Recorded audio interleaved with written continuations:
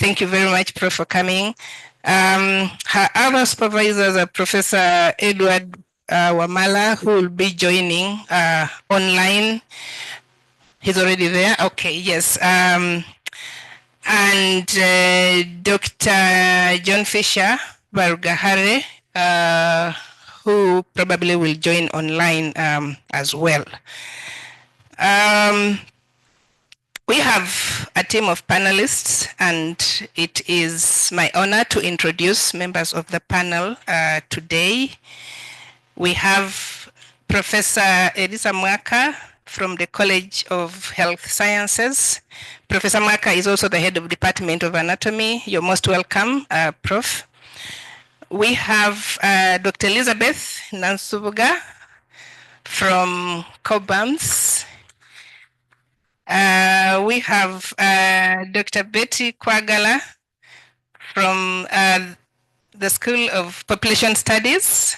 You're most welcome, Doctor. We have Dr. Dixon Kanakulia from the Department of Philosophy. Dr. Kanakulia is also the chair of the department. We have Dr. Gabazi Tusabe from the Department of Philosophy. And Dr. Jimmy Pius Sentongo from the Department of Philosophy as well. So my name, I forgot to introduce myself. My name is Pamela Hanakwa, and the Dean of the School of Liberal and Performing Arts. I'll be chairing the defense. And then we have the one very important person without whom this defense cannot take place. Of course, Harriet is very important, but we have another very important person.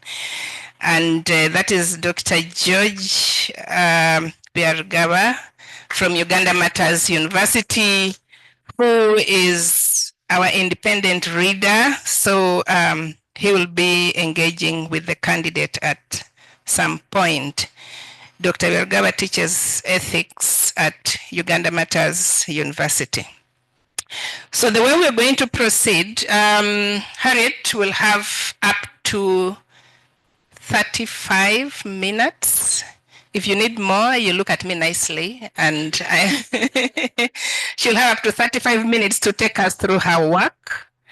And then the independent reader has up to 60 minutes to engage with the candidate, and then we'll come to the panelists to also engage with the candidate. And after that, we open to the public if people, both here and online, have any specific questions that they would like to ask.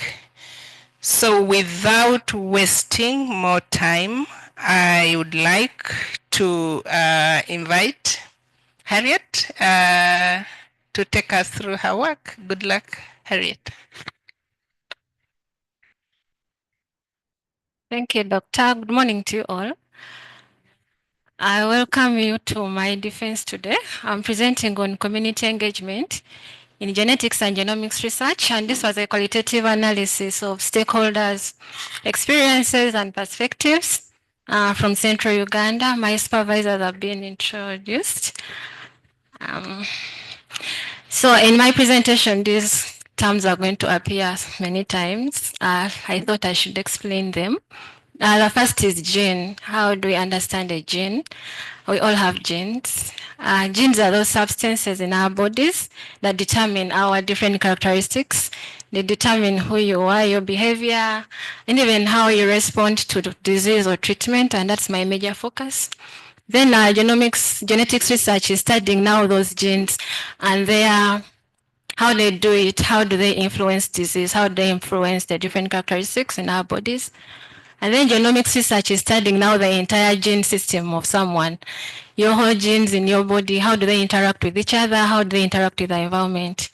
Then community, I think we have an idea of what a community is, but it's a group of people who are linked together by maybe geographical proximity or a particular disease, a common cause, or any other linkage they could have. Then community engagement is that process of working with communities in a way that is collaborative, aimed at improving the well-being of such people. So community engagement is a very major focus today. And why is it important? It is coming from an understanding that health is not just influenced by medical factors, but can also be influenced by what we call social determinants. Social determinants are many, but my focus is on the social and communal context. And why is that important is because it's good to engage people when you're trying to handle a health issue, because you need to understand their perspectives and actually how they understand a particular maybe project or initiative you're coming up to work with them. So they need their perspective on how they understand and also to advise you on how it should be done in their communities. So now what is the problem? We are seeing a number of genetic linked diseases. We see the cancers, the hypertension, we see the diabetes. So genetics research is aiding us in understanding how to manage such diseases. So this happens when research is done so that we reach such advancements. Research usually involves working with people to gather samples to provide to provide that with samples so we can run the research. However, in the due process, there are ethical, social, or legal issues involved. And so community engagement is one of those ways that are recommended on how to identify and address those ethical, social, and legal issues that pertain to research. And what community engagement really does is to provide a platform where negotiations can be made, information can be shared, in that people or researchers can identify those issues and be able to handle them. But the real problem is how do we engage communities when conducting genetics and genomics research? Of course, there are some advancements, there's some work that has been done, like we have guidelines on regulation or guiding community engagement, but they are general and do not bring out some of the issues that pertain to genetics and genomics research. So my study aimed at proposing a framework that can guide the conduct of community engagement for genetics and genomics research.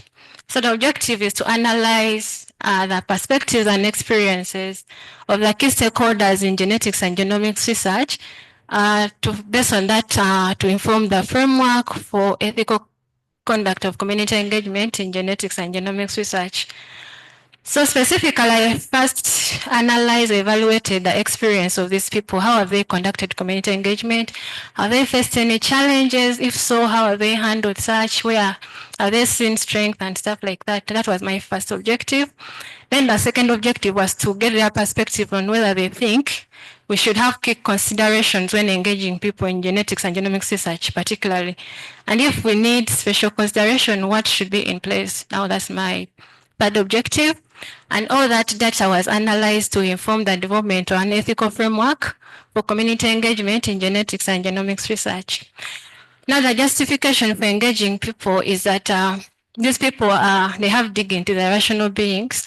So it's good that we don't work with them as subjects. You involve them, respect their culture, their values, their priorities and interests, in that you don't just impose work on them.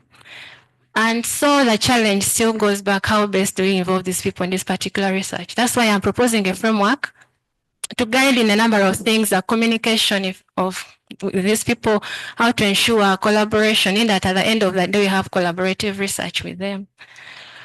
So my ethical lenses I used for my study were based or grounded in a communitarian theory, particularly African moderate communitarian theory by Kwame Jeche.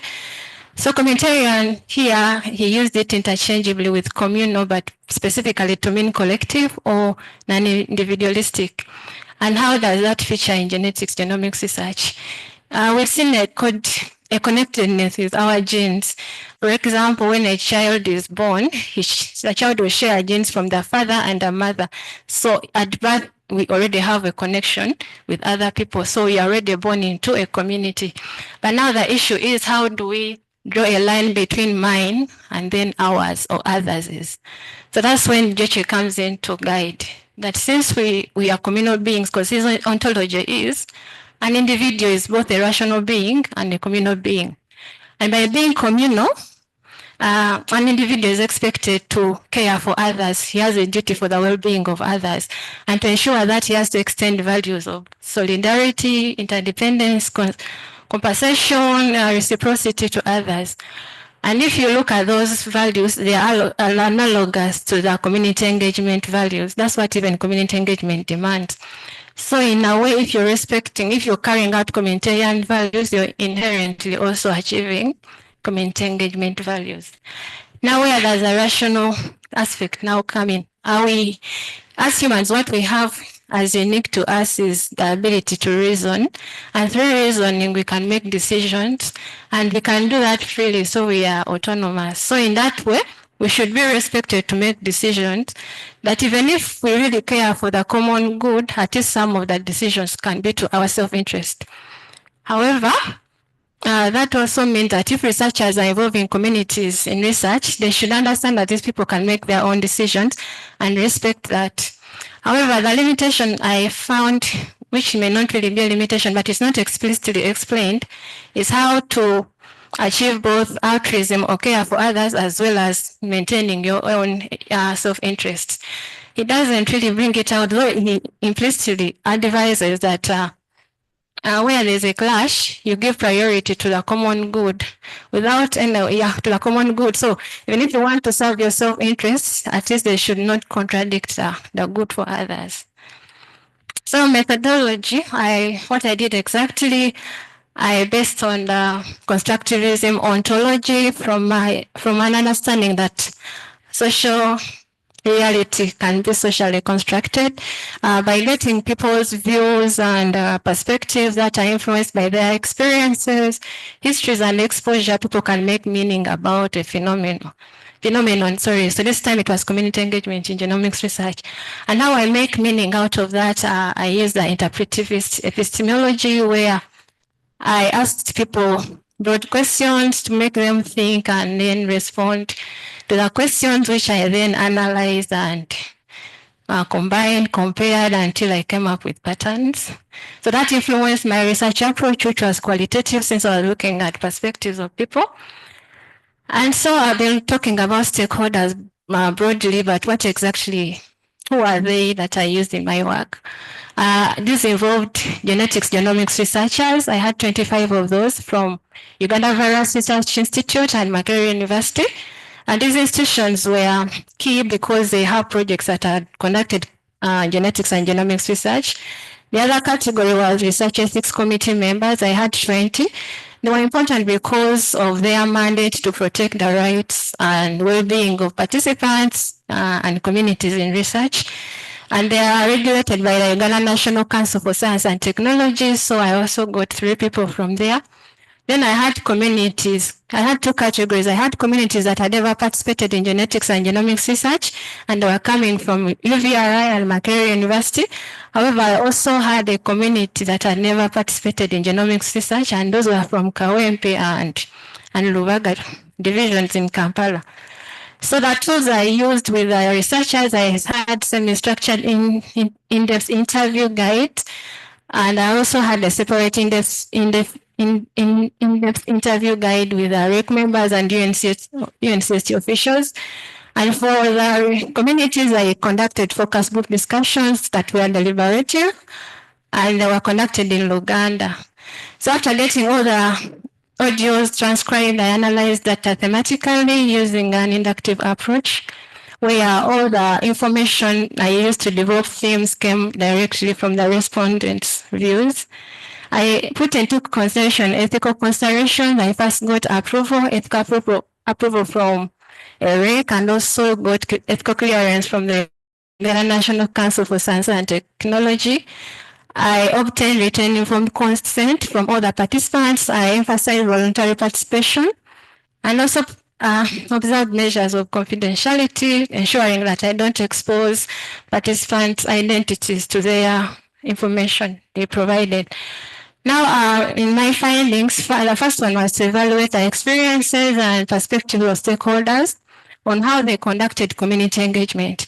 So of the 25 researchers I got, 13 reported to have conducted community engagement, and they had several reasons of gaining acceptance in the community, creating awareness about their study, while others just thought they needed to respect people and that they involve them as partners in the research. However, some gave reasons that it was a requirement from the funders that they engage communities, and the other condition was some would not get ethical approval from the REC unless they presented a community engagement plan. Now, when I wanted to understand at what stage exactly did they involve their people in research, when did you go to the community? Some engaged their community starting from the conception of the research. However, these were very few. Of 25, only 2 thought it was important to get communities' ideas before they conducted research with them, and then check if communities accepted that as a priority in their area. However, for those that did not involve communities at that stage, they thought communities did not have the knowledge to contribute to research development, like they don't know genomics and those things. And even communities accepted that actually they have no knowledge of genetics and genomics. While others thought at that stage, they said at that stage they had not really gotten funds to go to the community. So they only involved the community after gaining funds, which they gain after presenting a concept to the funders.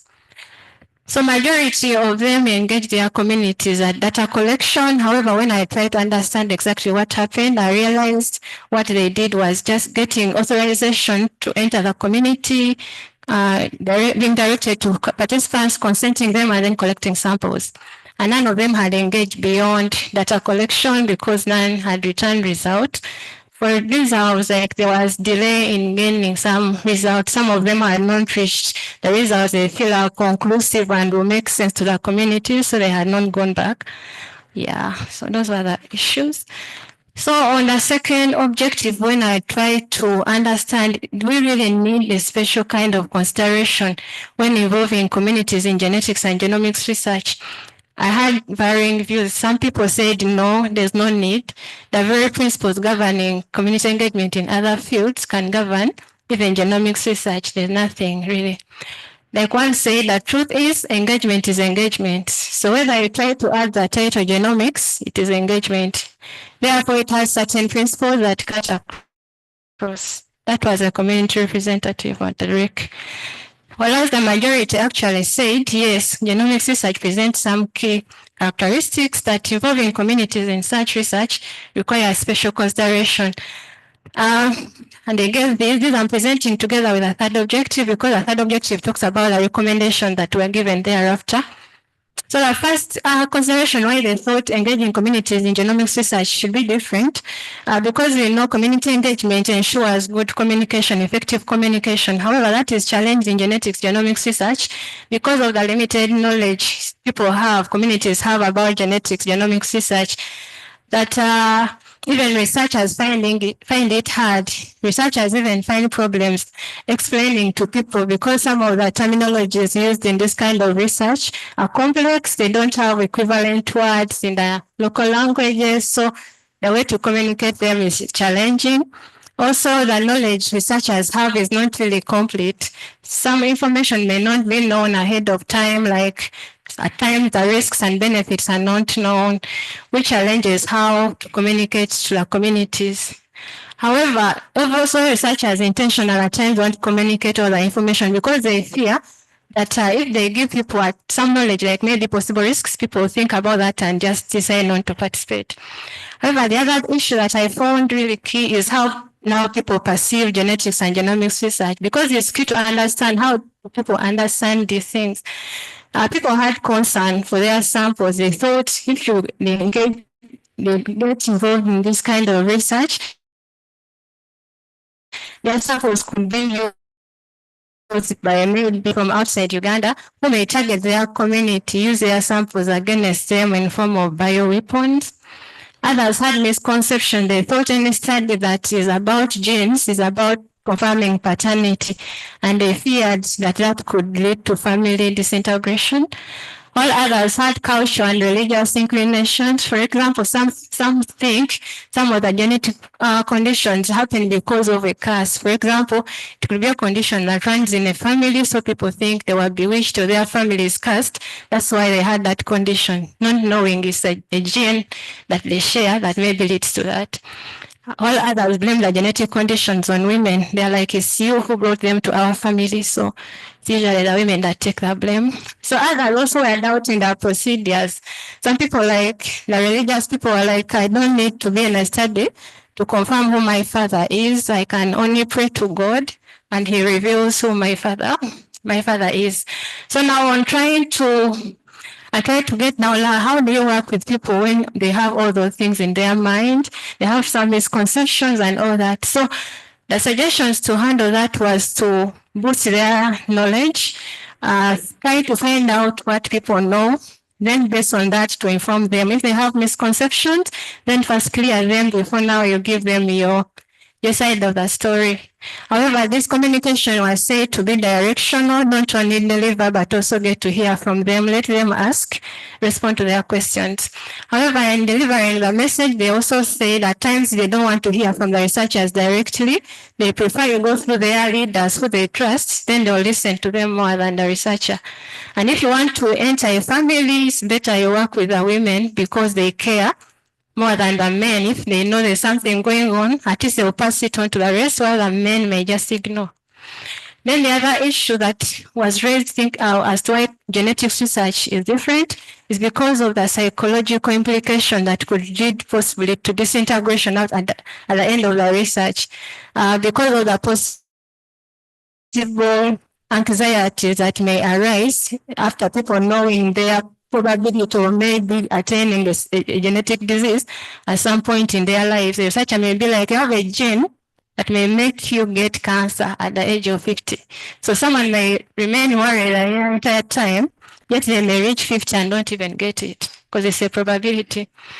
Then the other issue is discrimination, that at times if you review people's status, other people may discriminate them and be like, this family has a disease, so we don't even want to marry from there. So those implications with genetics were key to consider when involving people in research.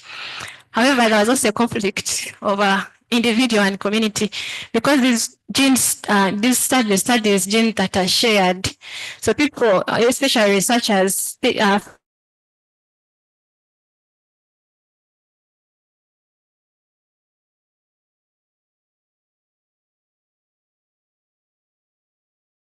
it's a conflict at times on who gets the right to the benefits.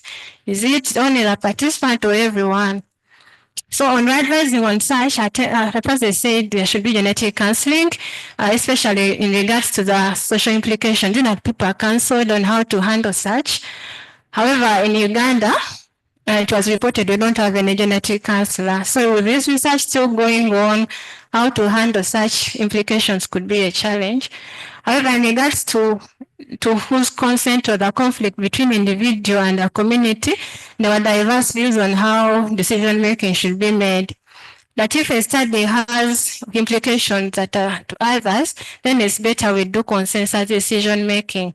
However, the challenge with that was also the power imbalances, that at times you want to involve everyone, but the nature of decision-making in some cultures is different. You find men deciding for their wives and also pastors deciding for the followers. However, if it only concerns an individual, yeah.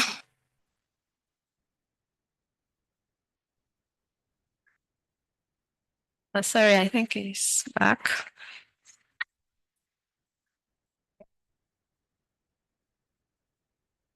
Okay.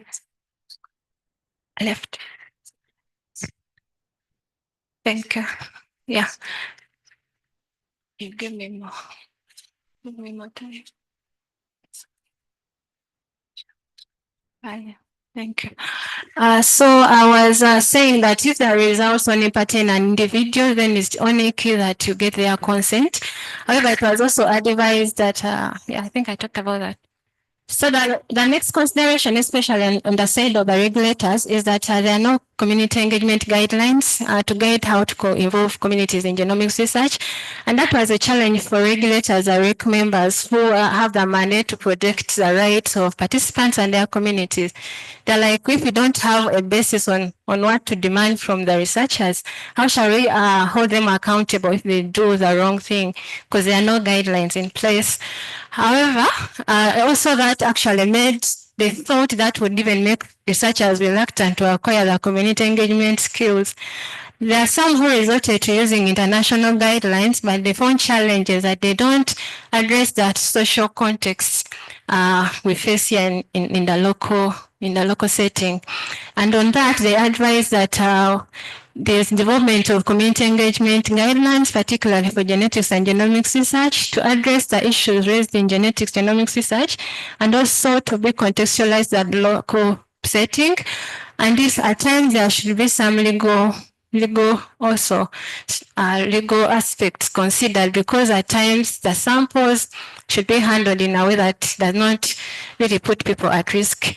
And at the end of it, the participants perceive that community engagement for genetics and genomics research may need to be prolonged, because if features like training and sensitization of people to acquire the required knowledge are to be put in place, that could take a long time and resources to ensure that, so the engagement becomes longer. And also the potential delays at times to return results, or even to realize the outputs of the research were said to take long, and that will require longer engagement with the communities. And with long community engagement, it was perceived that the budget for community engagement would be high. So the reflections I made out of that, I found a similar study by Garrison and colleagues, where respondents, including policymakers, researchers, and regulators, also refuting the uniqueness of genetics and genomics research, and gave the same reason that the principles that govern engagement with other research should also govern community engagement. However, we've seen that genetic research presents some key characteristics, and if those are just ignored, then it's like blocking any efforts intended to solve such. So with that, it is important that the perceptions of the people are realized, because actually that's where genomics research really is different. It could be similar to other studies, but where the difference comes in is how people perceive the genetic knowledge. Like we've seen the different views. So those need to be identified, and that could lay a foundation on how to address such to ensure mutuality in the conduct and collaboration at the end. Still similar to this study, there was a study by Nan and colleagues that reported low engagement of communities at the conception of the study. And also it was because researchers did not expect communities to have the knowledge to contribute to the science, to develop the research with them. And on that, I think that should be the very reason communities are involved in research. They are sensitized so that they acquire the required knowledge and be able to contribute to the research, because they would feel they are working in solidarity with the researchers. And in case the knowledge is low, just like advised in this study, communities at least should be sensitized. And also I acknowledge the difficult at times that there is in trying to explain to communities all the knowledge they may require in genetics and genomics research. It is a challenge in this kind of research that some of the things are not known ahead of time. For example, what future research will be done on the samples. At times the risks are not foreseen. Some of them are incidental. So with all that, I feel researchers still have a challenge on how to ensure that they communicate exhaustively to communities, in that communities make informed decisions to participate in this research. Now, in regards to, community engagement usually requires the formation of relationships. It's through that measures like, it involves the communication, trying to talk to people, identify their issues. So it's really a negotiation. And really to build that text, my findings, people mainly engage participants at data collection and they went away. So in that, they miss out on building these strong bonds with communities, which could challenge their further engagement with the community or even further research by other people. So it's good to form lasting relationships, to earn trust in the community, and for them to realize the benefits of the research, in that research is impactful to them. However, it is seen here that communities, that researchers actually rarely return results to participants, which challenges, some of which are based to the nature of the research itself, and also, that basically, and maybe the funding. However, I would feel it would be human enough if maybe people have borne the burden of being part of the research, that at the end of the day they have something they are getting, because those are the benefits they realize that will improve their well-being. So if you don't return the result, what was the intention of the research in the first place? It's like you've not met the goal of engagement. So it's a challenge. Now, after analyzing all those perspectives and from the different three objectives, and then I developed a normative ethical framework for community engagement in genetics and genomics research. It is a big document, but I picked a few things to highlight, especially on how to define a community. That yes, you may find that at some point a researcher may need to evolve beyond the participant, especially if he's looking at genes that are shared, because this community will extend beyond the participants since the findings could impact the other people that are sharing the gene. So in ensuring inclusiveness, you may need to go beyond or get representatives of the rest.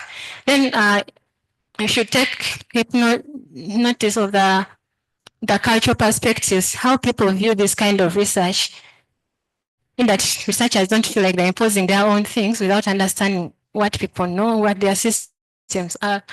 Then in regards to mutual benefit, yes, community engagement requires mutual benefit to researcher benefits as well as the communities. However, we see the challenge over time the benefits not being realized in genetics research.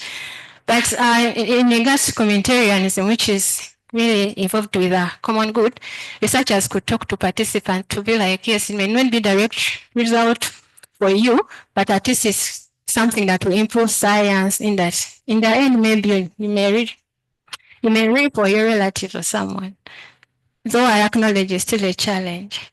And I realize there are some opportunities I realize in the communities that researchers could benchmark on. For example, I saw positive attitudes people have towards genomics research, which gives them a go-ahead at least to conduct research with them.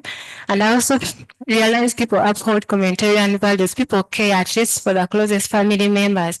People care how they feel. So the communitarian aspects are already there. So researchers could easily now, based on that, to ensure community engagement, because the same values of communitarianism will also feature in community engagement. And now about the results for researchers, for communities to really realize the benefits of the research, if they come through, it's better that they understand what the results are, in that they can respond to them in a way that is beneficial. And in case there are so implications about the research, it's better counseling is done, in that people are not left in worry or are left worse off. And if it is to individuals, then there should be respect for their autonomy on whether to receive the results or not.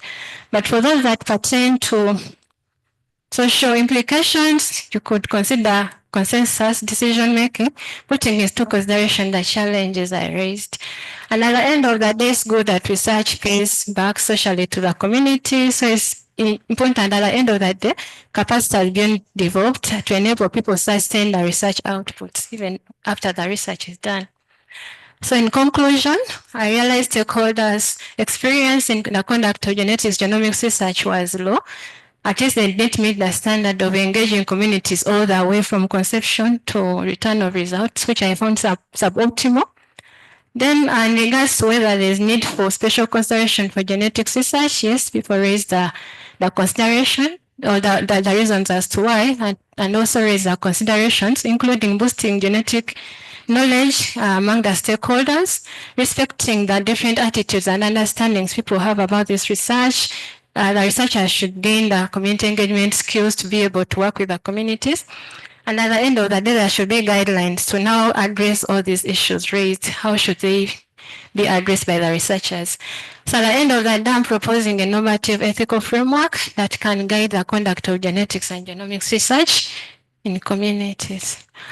So the contribution I feel my work is making is an integration of the science and the humanities in understanding how to implement genomics research in communities by basing on a communitarian aspect, because I believe, okay. Then I also highlighted the need for inclusion of expertise, especially genetic counseling, because we need them in this kind of research, while also highlighting the need for professionals, especially researchers, to acquire skills in community engagement. In regards to research, I'm proposing a normative framework that could guide researchers on how to respect communities' individual autonomy, along with respecting their rights also in the entire course of attaining the common good.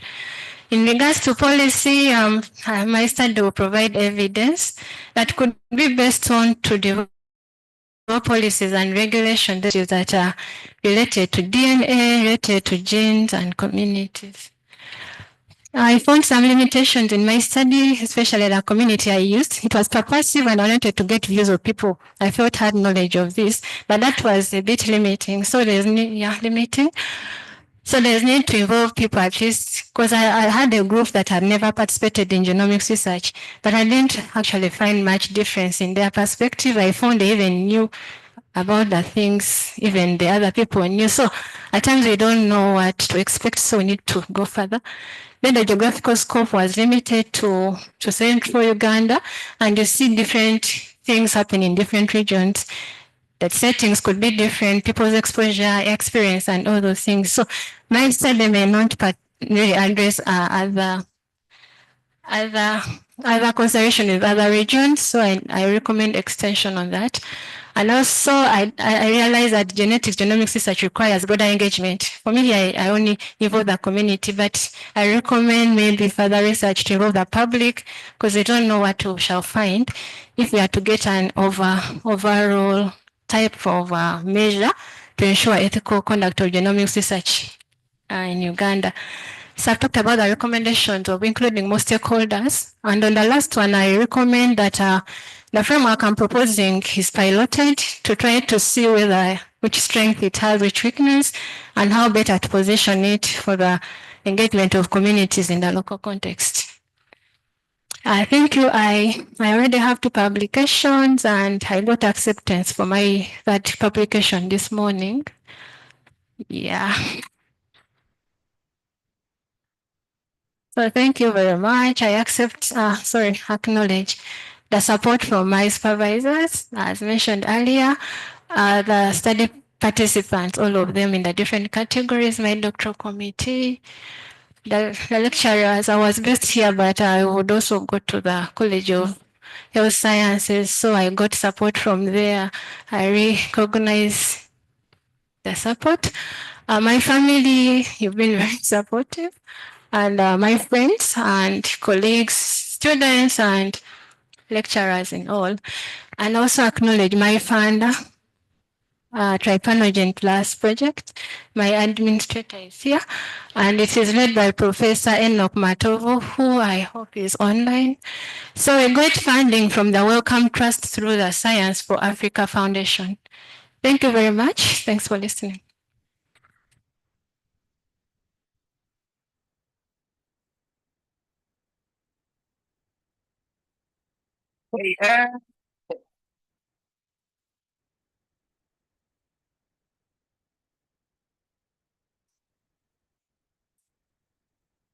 I'm sorry about that. Thank you very much, Harriet. Yes, relax. Take some water. You've done very well. I think the candidate deserves a big round of applause. You've clearly broken the wall between the humanities and our colleagues, the other side, and I don't think there's any other better way of doing that. So we'll now come to the second part of the examination. But before I invite the independent reader to come away, the Professor Joseph Ali from Johns Hopkins University, where our candidate has already been offered a postdoctoral position. Thank you very much. Okay, I would now like to take the opportunity to invite Dr. Barugahare to come and engage with the candidate.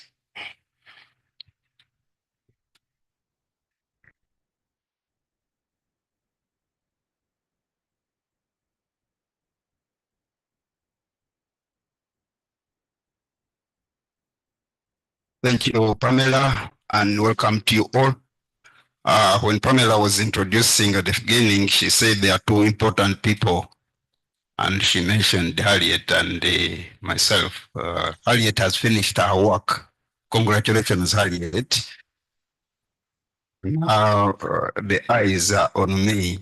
Harriet, I take this time to congratulate you for taking this bold topic. It is bold, as you said, it is something new. I would like to know what made you pick interest in this type of research, if you could throw more light on that.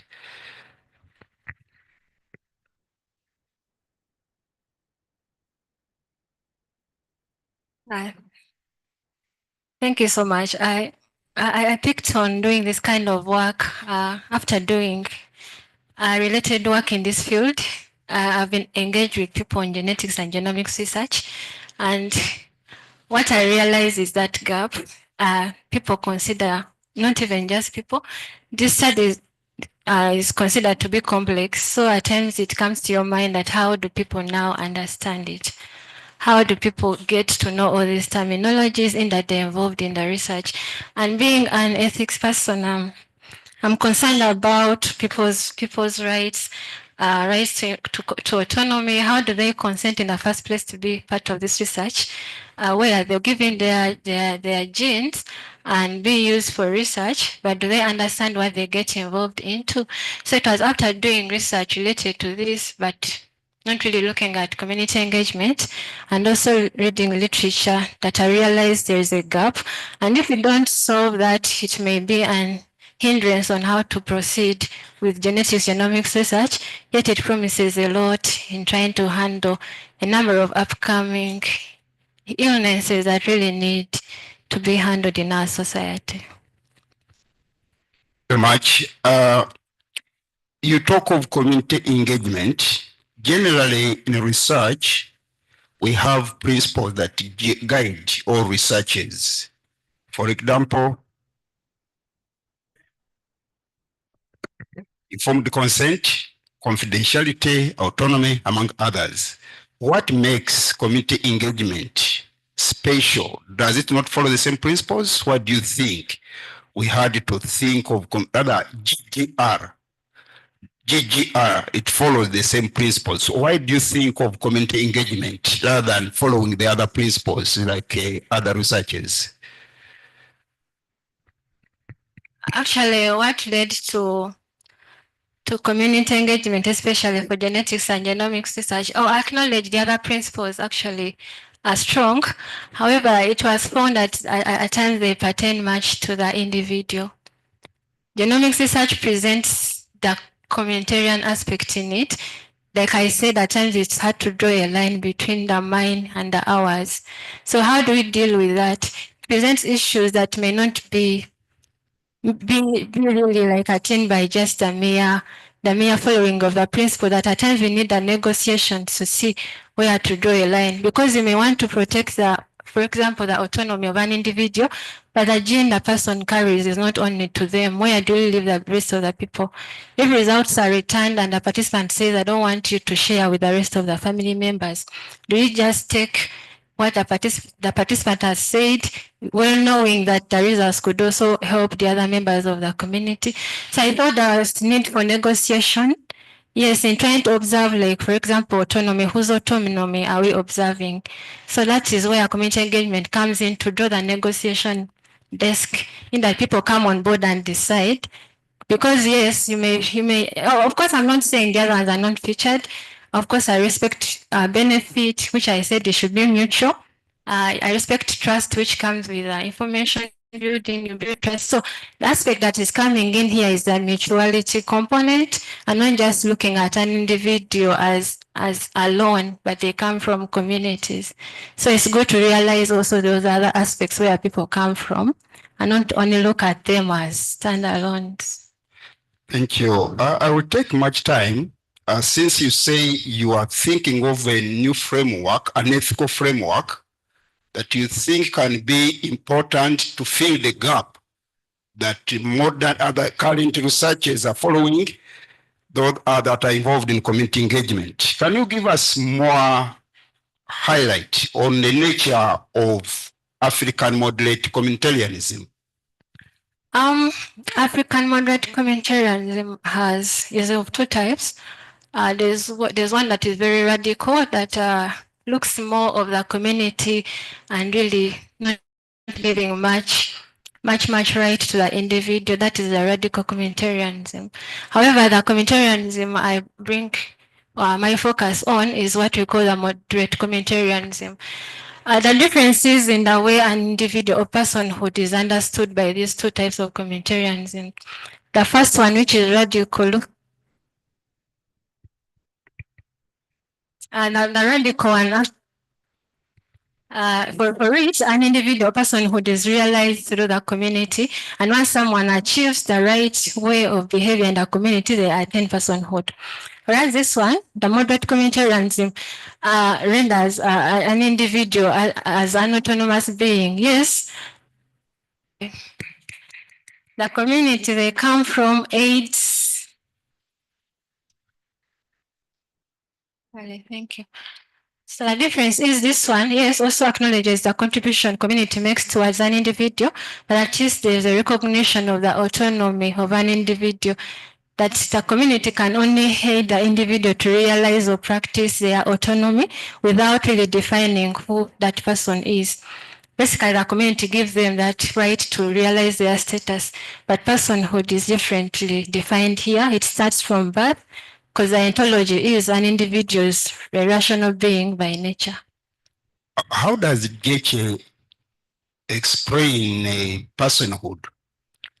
Geche comes from that bit like an individual.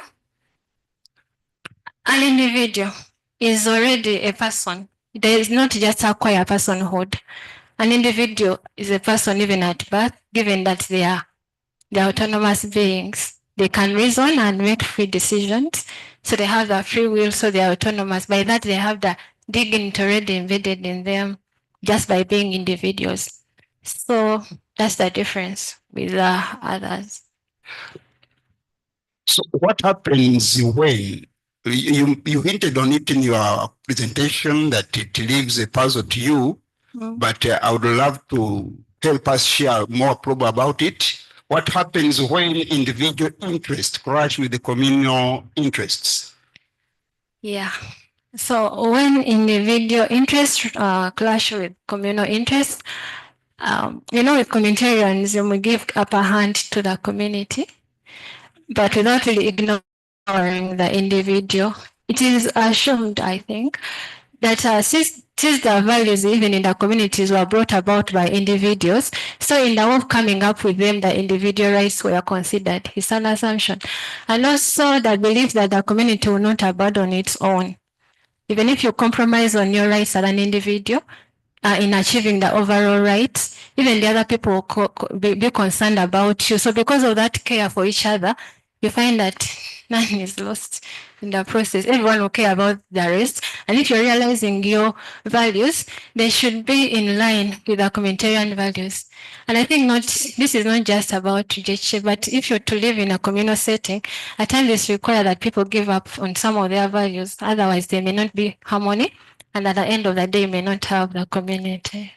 Should we take that to be a utilitarian aspect, utilitarianism? Utilitarianism, I think, looks at the majority and ignores the minority.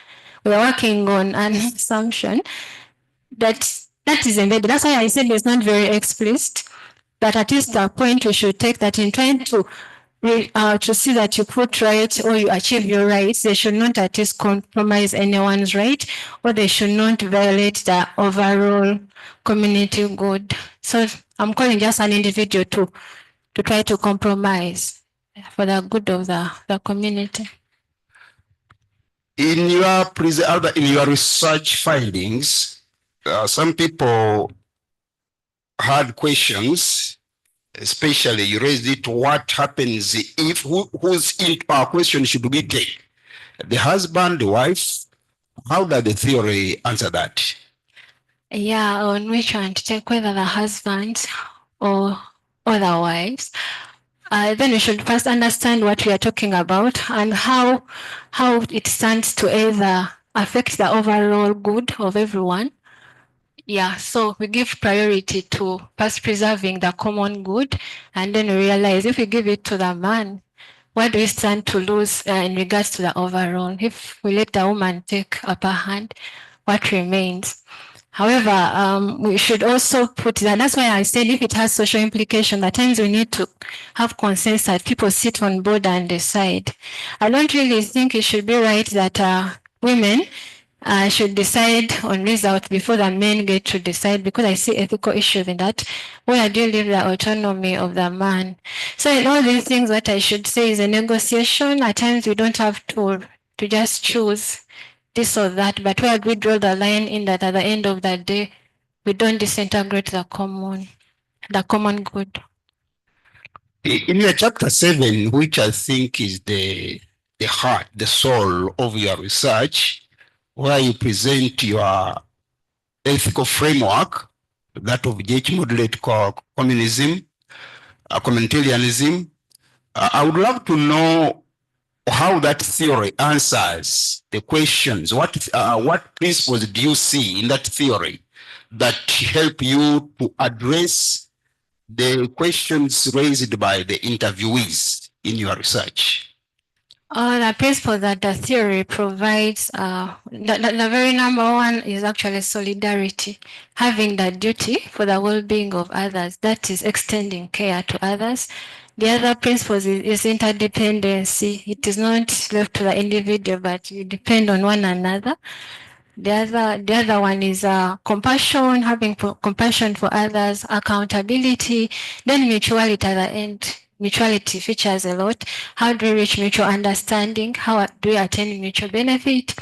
Mutual trust. So those are the principles that govern really that framework a lot. We have this saying, catchword in African ethics, I am because we are. Do you think that would fit into Jeke's theory? Yeah, I am because we are. Not entirely. I think when they said I am because we are, it was like an individual really is so involved in a community that they can't get detached. You realize who you are, your personhood through the community. Jeche tries to drift a bit from that, in that yes, we need a community, but we remain us individuals and autonomous. We don't detach from it, but it helps us realize who we are and even realize our interests. So I wouldn't take it entirely.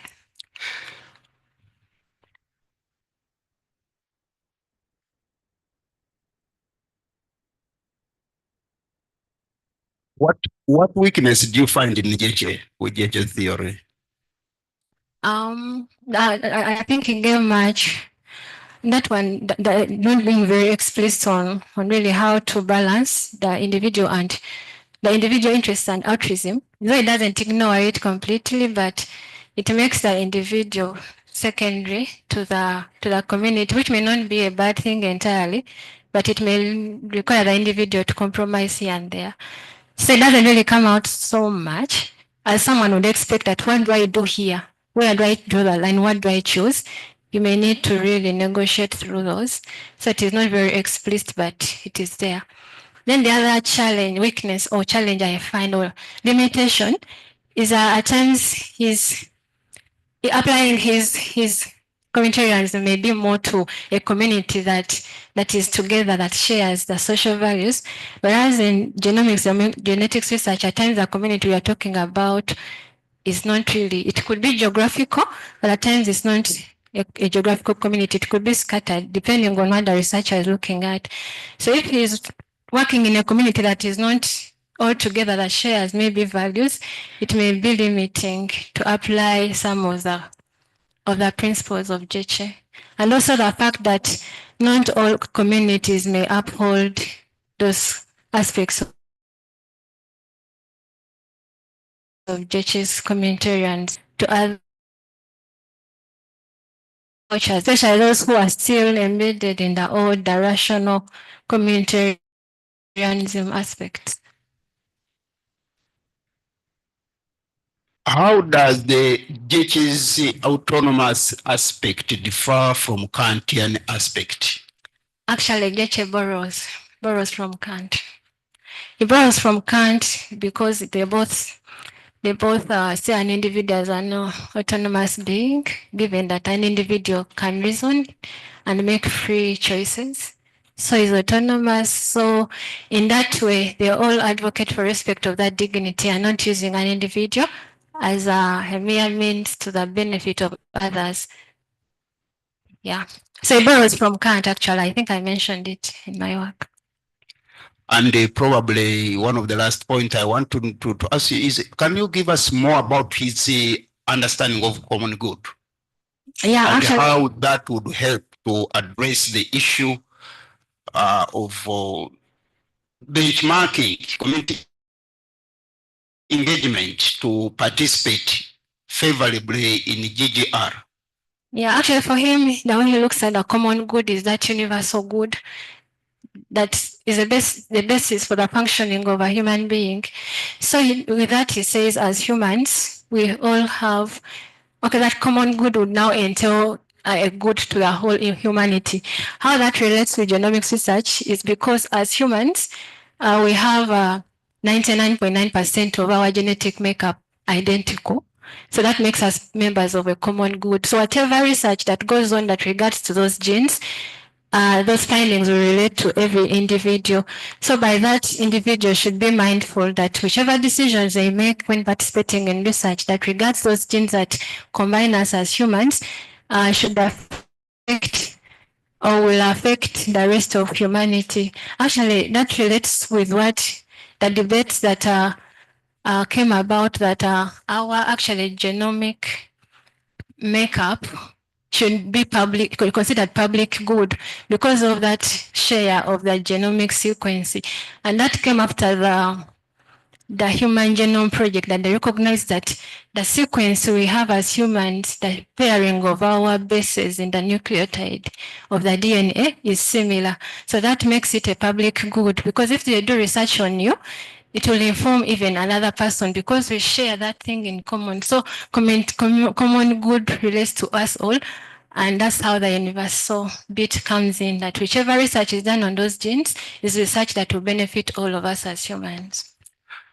So in your conclusion, for example, as you finish, because you had the questions concerning community engagement, that it is lacking some elements that you think can be very important to make GGR meaningful, relevant. So what do you give now to benchmark community engagement?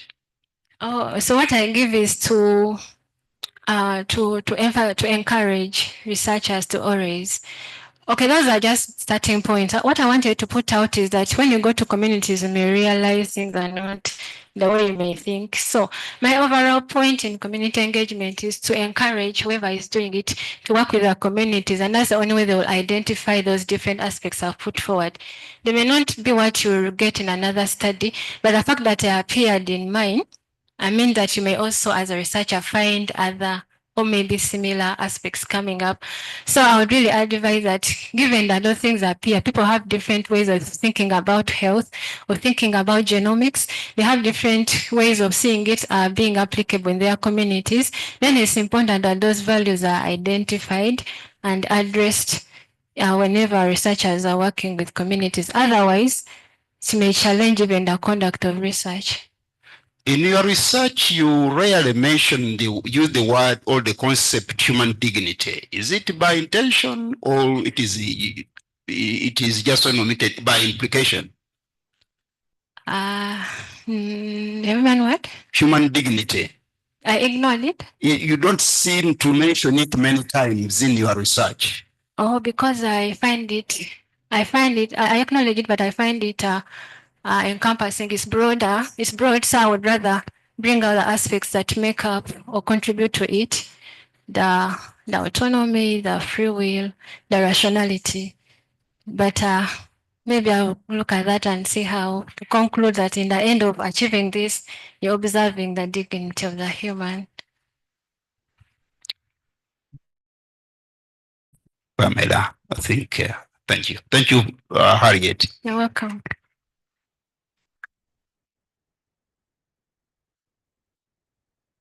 Thank you very much. Dr. Barugahare, and thank you, Harriet. It's all well. You can take a little bit of more water. Okay, so we'll now come to the panelists to engage with the candidate. And what I'll do is we'll have comments or questions from two panelists, then we'll give you an opportunity to respond, and then we'll move on to the next. So it's going to be random, and I'm going to invite Dr. Nasubuga. Yes, and after that, we'll have Professor Mwaka.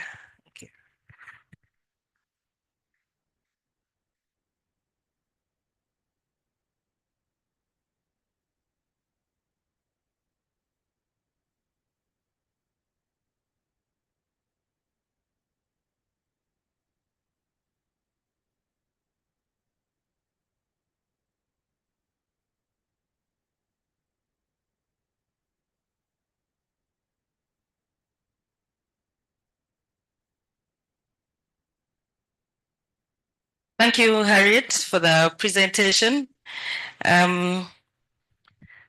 Two questions, interesting research. The first one from the title. The work was done in Rubaga and Kawempe. I searched in the book to see why do we have Central. Does Kampala may not represent Central? May not represent Central, and I didn't see the cultural context. Kampala is 100% urban and it is diverse. So it may not represent community engagement in Central.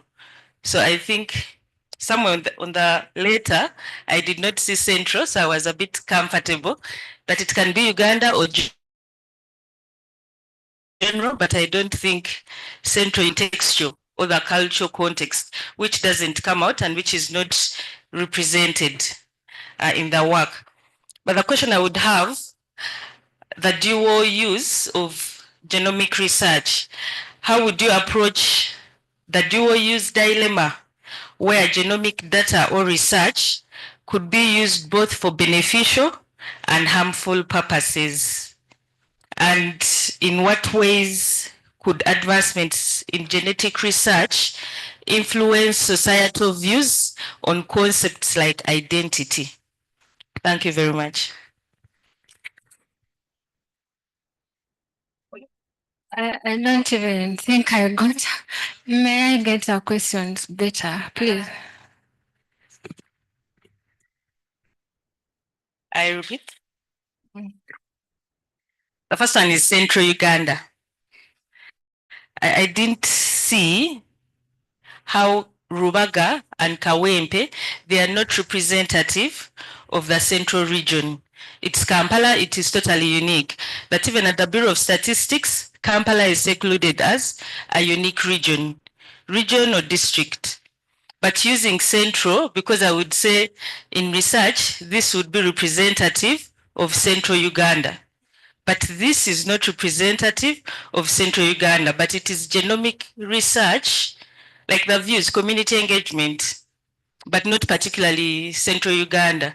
There's nothing to do with Central Uganda.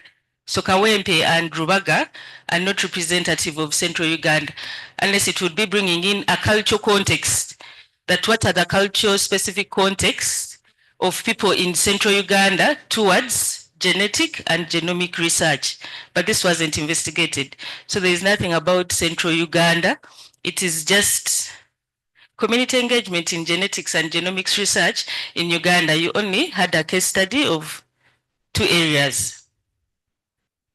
The question was, how would you approach the dual use dilemma where genomic data or research could be used for both beneficial and harmful purposes in the study of disease? Is that okay? In what ways could advancements in genetic research influence societal views or community views on concepts like identity.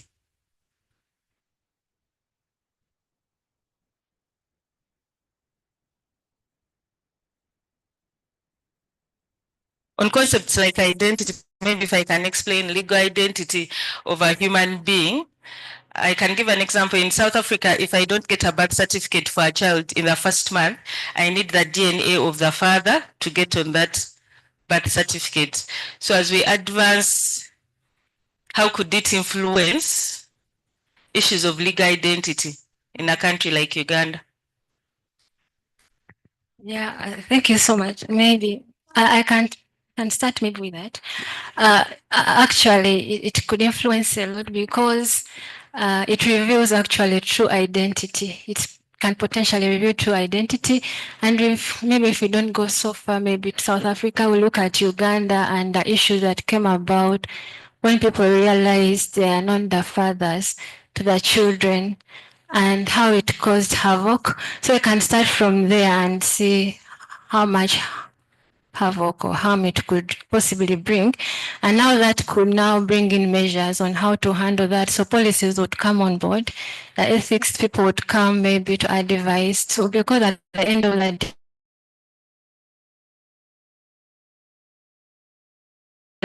day, we want to ensure that we live in identity. It has that possibility. Then in regards to the dual benefit and harm, I think that way I would, I don't know what that principle, there's a principle whereby if you expect at least harm, let it not be intentional. Let it just happen, but you don't really intentionally go to cause the harm. And you should have measures in place to try as much as possible to see that the harm does not happen. Without saying harm may be given away completely, but at times, if that is the case, even the benefit should outweigh the possible harm, but the harm shouldn't be intended. At least that's what I think. Then in regards to the culture, maybe, okay, this speaking of Lubaga and Kawempe was just for one category of participants. So why I said Central Uganda,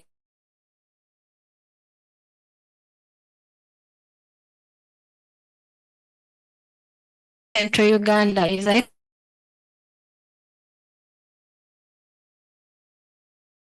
I expected those views to come from the people, a culture that can be relate and compare, but and picking those also related to the scope, I needed to define a scope.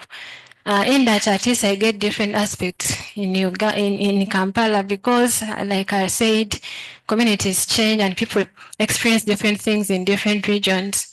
What Kampala presents may be different from maybe a rural community in Uganda. So I just use it as a scope to define a scope. Yeah, basically. Can we have perspectives in Kampala, Uganda, and not Central Uganda? Oh, in Kampala, Uganda. Would you consider you have your right to be in Kampala? Those are participants, but the community was in Kampala. Oh, yeah. Thank you.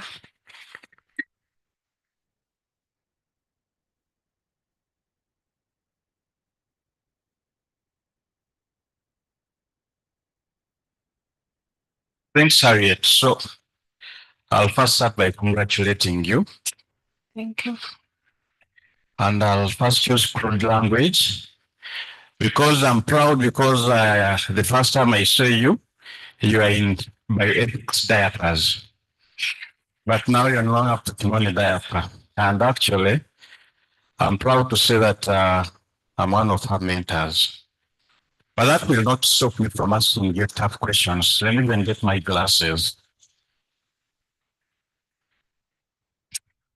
Thank you. Now, of course, as the biomedical scientists in the room, we take quite a number of things for granted. And I believe if I were to ask people in this room the difference between genetics and genomics, maybe only one or two people might. So the thing is, we have what I'll call pathogen genomics that pertains to the microorganisms. that one has its own, has its own risks. Maybe to put it in context, let's look at the HIV infection. Somebody can follow the DNA, the track of the DNA of a virus, and actually can find out the primary source that, of that virus. And of course, that's in phylogenetics. Okay, that one has its own challenges. And the community engagement approaches, to that. Then we have the host genomics, where we delve into somebody's genetic makeup. And we all know that actually we all have genes. They're ours, but then they're not ours. Because your genetic makeup came from your parents, father, mother. Okay, then the parents also have an extended family. So my question is, where does community engagement start and where does it stop? Does it have a lifetime or it's indefinite? You rightly say that community engagement for GGR is prolonged. At times, it's going to take more than 15 years to get any clinically significant information. Okay, so do you have to continue for the entire 15 years? Where does it start and where does it stop? That's my first question. Now, my second question is simpler. You have developed this framework. So what? What's next? You've talked about a pilot. Who's going to do the pilot? How are you going to translate whatever you've come up with into something tangible?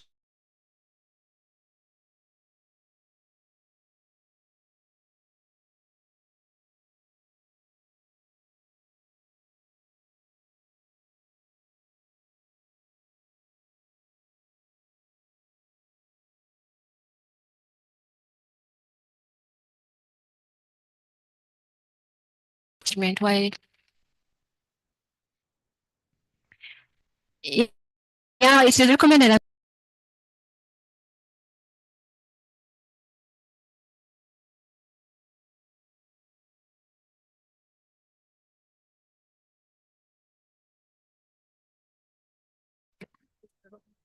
I would say you should start from the start, and the importance of that is to work with the communities to realize even what the research you're bringing, is it a priority in their area? How can they contribute? How does it relate to their settings? Culturally, how do they perceive this? Will it contradict with what they know and their norms? So it's important to start from the inception of the community, of the research. Though I highlight challenges there, given the nature of research, genomics research in our country. At times, the researcher has to first gain funding, by which he has to write a concept without a community. So that is challenged in genomics research and maybe other research. However, where does the person have to end?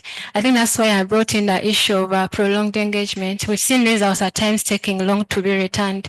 And even when they are returned, they could have social implications that may require a researcher even to engage beyond the return of results. So I think it will depend on the nature of the research, but the idea should be from the inception to the end, with making those adjustments based on the nature of the research you're doing. Then what I would do with the framework is I recommended piloting. I think that would be on the users. Or it could be me, but that would require getting more funding. But how will I use it if I'm not a genetic person? So I would recommend maybe the people going to use it. However, in terms of how it reaches them, I involve them to, I hope to disseminate. I think I invited some of them actually to be on to see the findings of this study, and we see how we can carry it forward. I can develop it into a smaller brief, like a policy brief, which I can now carry to the different institutions and explain to them the intention and how it's going to contribute to their ethical conduct of research in the communities.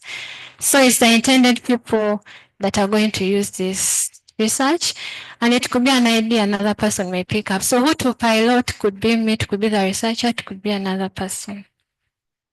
Maybe let me ask, what was the goal of developing that framework? The goal was to guide on the ethical conduct of community engagement in genetics and genomics research. Good. So, what's your next step forward? Pilot the framework. So, the ideally, you develop this to improve on the conduct of GTR because there are many gaps. Yes. So, the answer I would have expected that I'm going to to try to refine this framework to ensure that actually it improves on the conduct of this type of research in Uganda.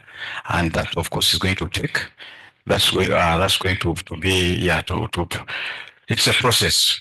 It won't take 1, 2 years or 3 years. Because yes, you have to sell it, okay? Then you have to refine it. It has quite a number of gaps. You have to make sure that you put the things together. But you've always come to us. This is very good work, and I wouldn't like it to go to waste. Yes, Dr. So you need help. We are available. Thank you.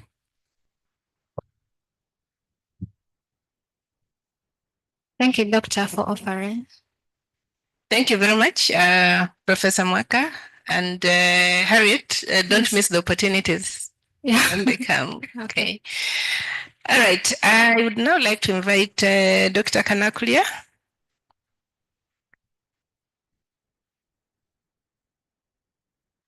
And after Dr. Kanakulia, we'll have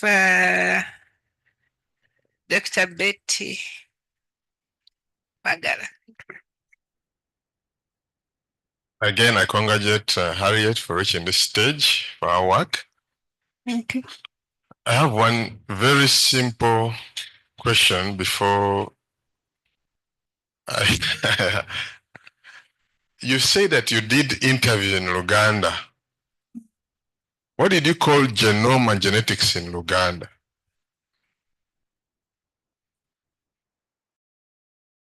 Because before you respond, you said it is impactful on your methodology. You said you use interpretive approaches in your data analysis. If the people in case they didn't understand those concepts, then how do you trust that their expression of their experiences made meaning, or is it you made meaning for them? Because as far as I know, we are having challenges of describing the basic concept like genome, genetics, DNA in our local languages. So I don't know whether should I first finish the questions or she can get one after another?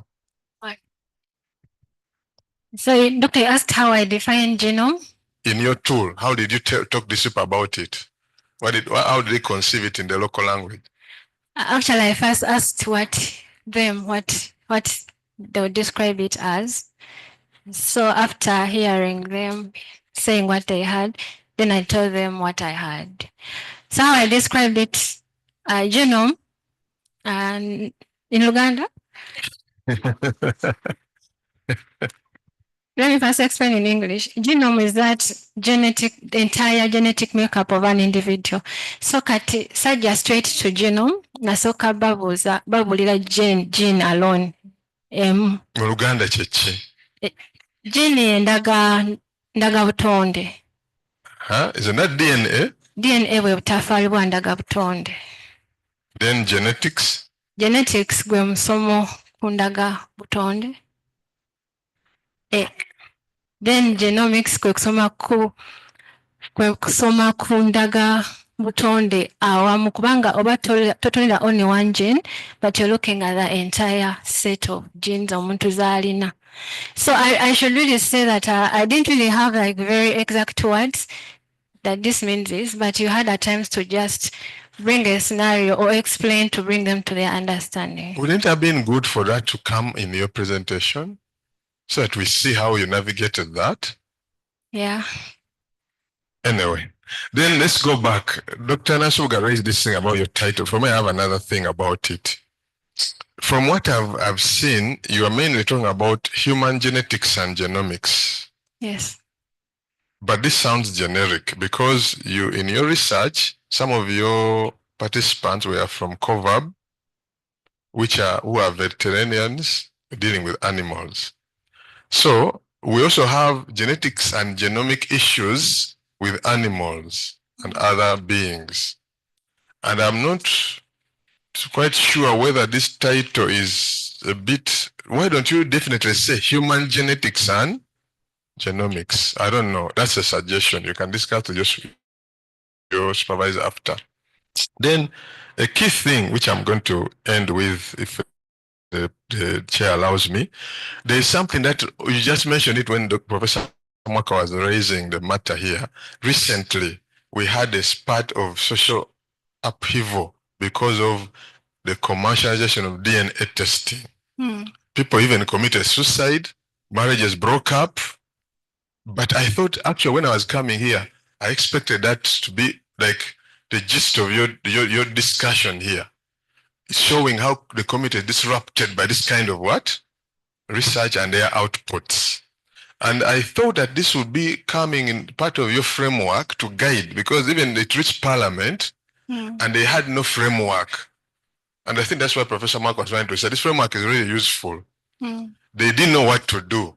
And it's up to now, it is good. I think they issued some guideline that they should stop, I think, publicize or something.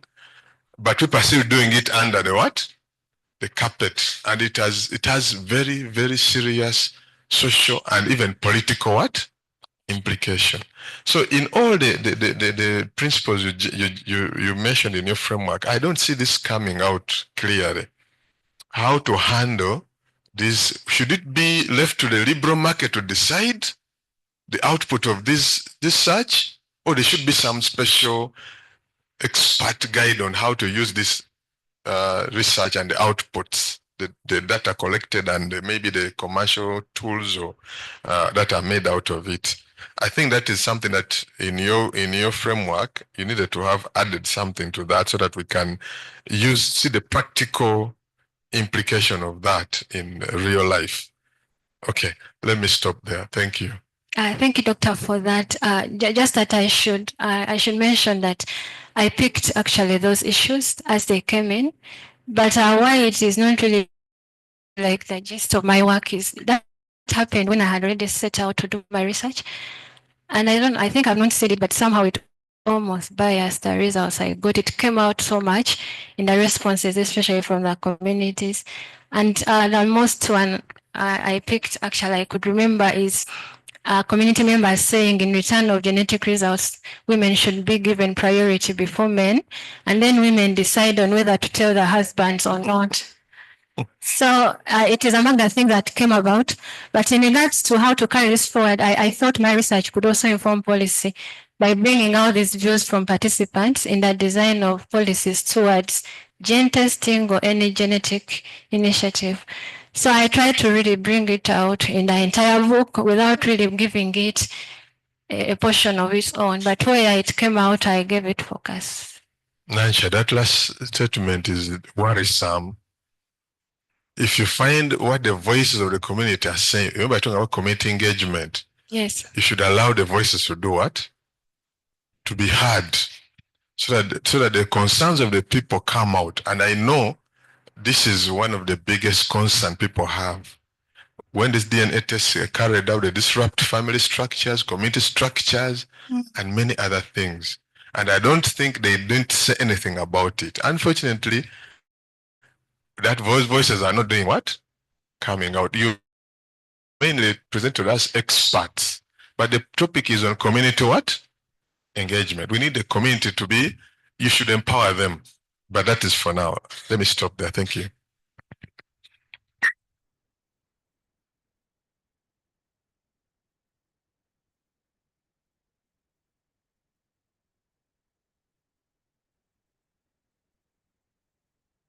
Hi, Harriet. Hi, Doctor. Mine are simple. Actually, some of them have already been asked, but maybe I'll go back to the issue of Central Uganda. These are really urban areas. I remember in the past you did some work in northern Uganda. Is it true?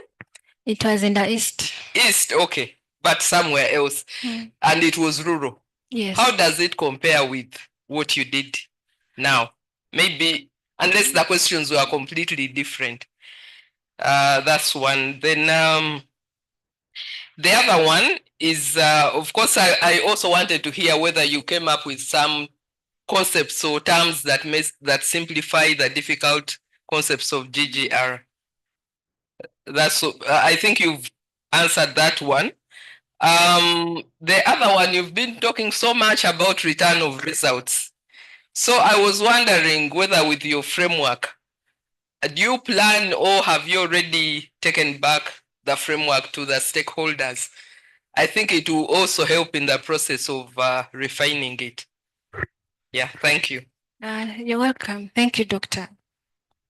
So how I compare these results to the ones I did for my master's, of course the settings were different, but what they have in common is that just like here, I picked people who had some knowledge mainly so that they could contribute to the work. Also in that region, I went to a community that had been involved in genetics genomics research. I was basically trying to understand their willingness to always take on this kind of research. Are they willing, and why? What are the attitudes they find towards it? But it was really quantitative. So maybe what I find here is that at times somehow I got some explanation for possibly some of the things I found. The other side, because the other one was quantitative, not exploratory. So some of the things were just coming out. What I realize is that attitude towards genetics, genomics research, that people are willing to be involved in this. However, they have their issues that need to be addressed while being involved in this kind of research. Then the terminologies I found, of course, the ones that I mentioned, they're only in Uganda, the terminologies so far. I don't think other regions have yet come up with terminologies for these genetic terms. Equivalent words for them. But what I found was that of DNA, that bwebutafaliwo ndaga butonde, then gene yendaga butonde, and even in explanation. Yeah. And the other one was on return of results. And how my budget really is out, but I invited some of them actually to attend this presentation, at least to get to hear the findings that came about. But I've also disseminated to different forums part of the work. But like I recommended piloting and possibly coming up with policy briefs to see that at least the work does not end in the book. For me, what I was thinking is that if you got some little funds, if you had something like a multi-stakeholder workshop and you engage collectively, I mean, there's a lot of synergy that comes out of having different stakeholders together, deliberating on the same thing. I proposed that for my postdoc, but I don't know whether we shall carry on it on. Okay, just a suggestion. Thank you. Thank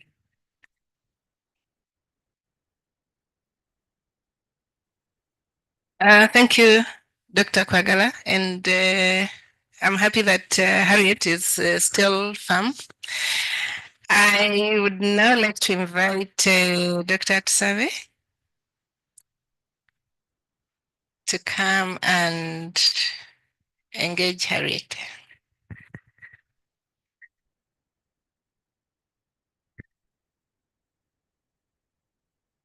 I'm glad that at least you are with us in this session. It has taken quite long. Indeed, I'm happy. Thank you, Doctor. And to be sincere, what I'm going to raise probably is the easiest. You will not find any hard time. I'm largely going to dwell on the area of theory. The theory related to ethics, the one of Kwame Gyekye. Somewhere in your work on page 10, in your theoretical framework, you claim that Kwame Gyekye's communitarian ethics provides an approach to handle the conflicts of who takes precedence between the research participant and the community he belongs. How does that theory really do that? I just wanted to know, how exactly does it do it if there is a clash between the interests of the individual and the interests of the community? Thank you. How the theory does that is, with communitarian doctor, we value more the communal than the individual. So in this aspect, actually advises that in that attempt to realize your personal interests, at least they should not clash with a communal good. You should care for how they will impact the rest of the people. So in doing that, I would call upon individuals at times to make adjustments. Even the community can do that itself, where they feel that individual interests could disintegrate the entire community. My fear is that when you give priority to community as such, the individual may be crushed. Does that imply that the community is always right? Even the individual values were brought about by individuals, the community values, and we recognize the fact that people are rational. Like I based somehow on Kant, in that the views a rational person should come up with should be those that would be accepted, but now, even as a rational. In light of that, even I recall when your devil's advocate was here, you claimed that Kwame Gyekye was in a way influenced by Immanuel Kant. Do you really raise that in your study? Because it appears now Kant is so very, very important in helping us safeguard the integrity of the individuality, the individual person, where there is a danger that if we simply took on Kwame Gyekye, the individual person may be subsumed. I'm here more concerned about the individual than you may imagine, but that is a different debate. Now, somewhere as you are concluding, you claim that your contribution to research practice is the suggestion of the values of respect for individual autonomy, rights, and the common good. Surely, how does respect for individual autonomy really work in harmony with the concerns of the common good? I just wanted you to try to explain so that I may be able to appreciate it. Because in certain communities, there is a danger that personal autonomy often is lost if you emphasize concerns of the common good. Yeah, I think part of it is what Dr. have just explained. But why community will not be against its own is because of the care we encourage. That even if you ask someone to abandon their interests, at least you care how that will affect them. Like I said, these values even in communities are brought about by the people in them. So there's that consensus where negotiations can be reached. But we are now talking about a cultural community. If it is a community in a setting like where someone can choose to be in a community or not, if he is not favored, he can even choose to opt out. Withdraw. Yeah. Now, the common good. The common good. So ringing everywhere, even the words you are raising at the moment. The common good, the common good. What is this common good? It is so amorphous. What do you really mean by the common good? You claim you worked in Kawempe. You claim you worked in Rubaga. Those are settings which are so pluralistic. You will find there Anacholi, you will find there Southern Sudanese, you will find there Catholics, you will find there Protestants, you will find there Muslims. What is the common good for all these individuals?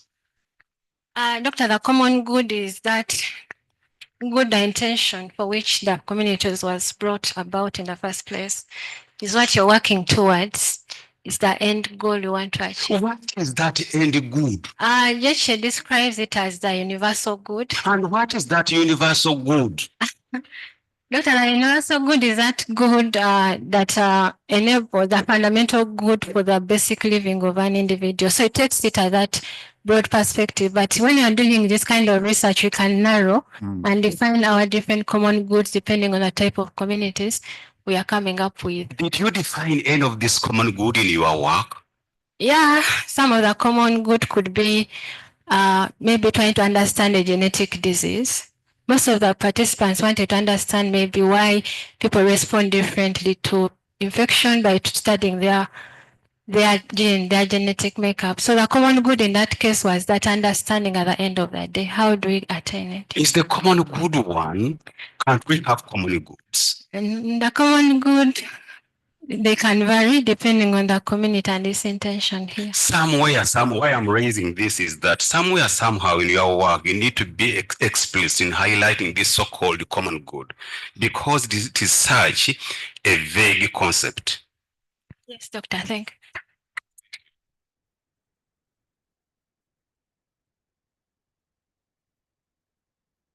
All right. Thank you, Dr. Tsabe. May I now invite Dr. James Pius to engage the candidate.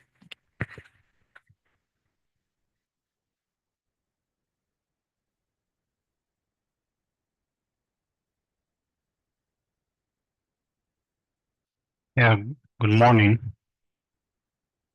Yeah, thanks, Harriet, for the defense so far. You're welcome.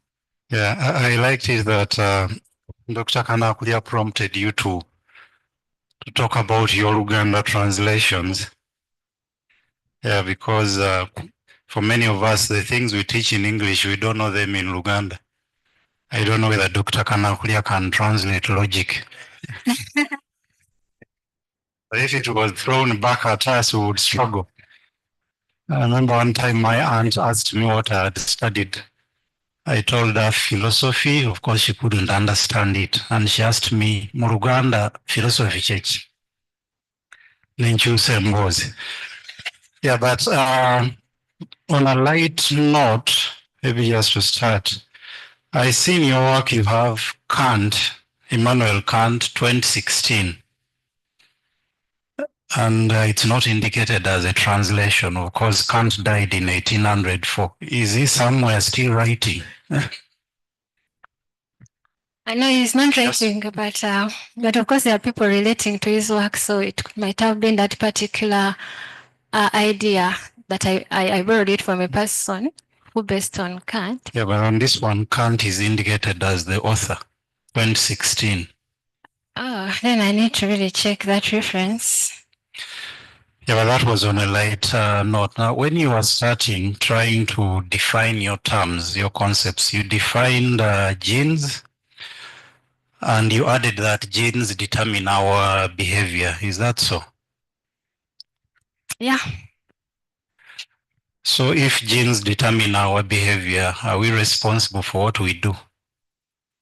And I ask this because your study seems to assume choice from the very start. Otherwise, if you are not assuming choice, we would not be talking about guidelines. So if you're talking about choice on one hand, on the other you say genes determine behavior, which is which? Yeah, genes determine even control our thinking. Mm-hmm. Yeah, so with that you can still base on genes to know what action you're about to take. Yeah. They determine all the entire parts of they influence the entire parts of our body, even our reasoning. So they cover the entire. Yes, but what I'm saying, if we are to grant that, that biological determinism, that everything we do is determined by our genes, then it means we don't have any choice. Now, how then do you come up with guidelines? Guidelines for what when people are determined? Genes are also influenced. They don't determine entirely on their own. So those other parameters have to come in to see how do you control. At times we can control our genes, if we can even control diseases that are brought about by genes. So genes can work together with other factors, and by that you don't hold them responsible entirely for whatever happens. That's why we do like genomics, to see how the genes interact with each other and interact with with the environment. But you know, I think much has to do with the mind and reasoning. They are not, I think, physical bits that genes contribute to. I think they are so intrinsic in us that yes, genes can come into play, but I think about determinism, I also bring in other influences like the divine. So it is beyond the genes that determine what we decide or what we do, but they can influence to some extent. Okay, although I think when you bring in the divine element, it even makes it more problematic. Yeah, but in any case, you need to qualify the extent of the determinism of the genes, because from how it sounded, it's as if it's absolute, that genes determine everything, yet from your response, it's as if there is some room for choice. So qualify that. Then about your theory, which you call African moderate communitarian theory. Of course, you attribute it to Jeche, but I don't know whether Jeche specifically calls it that. I don't know why you found the need to add the word African to it. In what sense is it African? That generalization, but also considering that we have many theories that would be called African, but the center of the question is why you would add African, because when you talk about Immanuel Kant's theory, you don't say Immanuel Kant's European deontology. So why do you then say Kwame Jeche's African moderate communitarian theory? Doctor, as the African comes in the understanding of communitarianism in the African context, you know, it can be different from communitarianism in the West. And since this Kwame Jeche is coming in response to the radical communitarian, and they have their roots in understanding of culture in Africa, that's where they come up with this communitarian that is African, that Africans, the communitarian aspect of us caring for others, best or is natural and it's in us, and it starts from the way we behave, that people came out to be, given the reports that defined culture in Africa, it was found to be communitarian. So that's how it all started.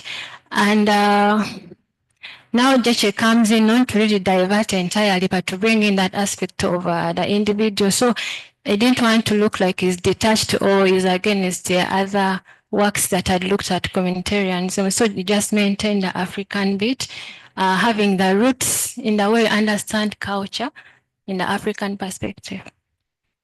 And I think the idea is that this is Jeche's theory. It's not an African communitarian theory as such. But also you have to consider that the homogenization is problematic. That if we want to attribute this to the entire Africa, that this is African communitarianism, yet at the same time, when Dr. Barugahare asked you what you think about Mbiti's I am, because you said you wouldn't really agree with that, but Mbiti also says that it's African. So if you get one notion from Jeche and you try to universalize it and attributing it to the entire Africa, and then other notions also emerging from Africa, which you say you don't agree with, why don't we settle for attributing it to the individuals that claim or that propagate those theories? But also this extends to the use of the word community. When you say community, there is a lot that is flattened. At what are the boundaries of the community? At what level do we talk about communities? At what level do we talk about communities? Doctor defining communities diverse, and it's usually, especially research, defined by the objectives of the research, first of all. So it is diverse and there's no actually agreed upon definition of community. However, what the different definitions have in common is the fact that communities come together, having a linkage, that is they come together for a common cause, and then communities are not okay, they are made up of members. So community is diverse. So how to define it depends on the cause at which it was formed in the first place. I rest it there. Thank you.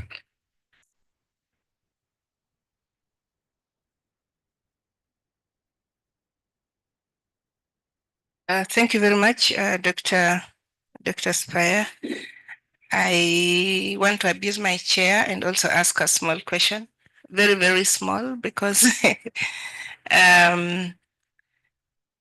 because of the field. So I was wondering, Harriet, if you could just, especially for the sake of the many graduate students, both in here and online, that in the humanities and they don't know anything across the field like you've dared do. How would you say? How unique is genetics and genomics research from just any other research? Something that makes it unique, so that people are not thinking, okay, it means when I do my research, I should have stayed in this community for this long and familiarized myself with ABCD. And then you said you said that Uganda does not have a genetic counselor, and I was waiting to hear what you think we should do now. It seems to me that this is a big gap, and it's something that we really need. What would you recommend? Yeah, I think my other questions have been asked. Oh, thank you. Thank you, Doctor. So what makes genomics unique and maybe different from some other studies is basically what the study of genes and what genes do.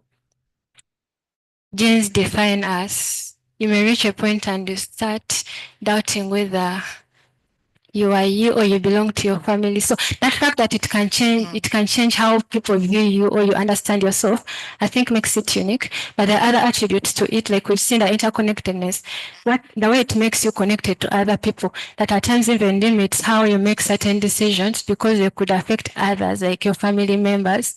So it makes it a bit unique. And the possible implications those could bring to others and to yourself, and also to even the entire community you come from. Okay, maybe I can try to make that my question a little bit more clear. So on Monday we had a PhD defense here, and it was on disability. And the candidate said that one of the things that he learned during the course of his study, he had many people saying, also associating it with women, that this child is born with this kind of deformity, it must be the mother. We don't have this kind of people in our my lineage, our lineage. The men would say that and attribute that to the mothers.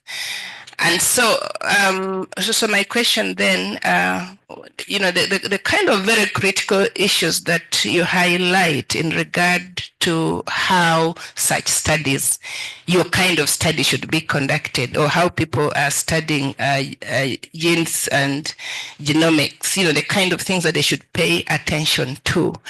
How different is that from somebody conducting research on something like disability, for example?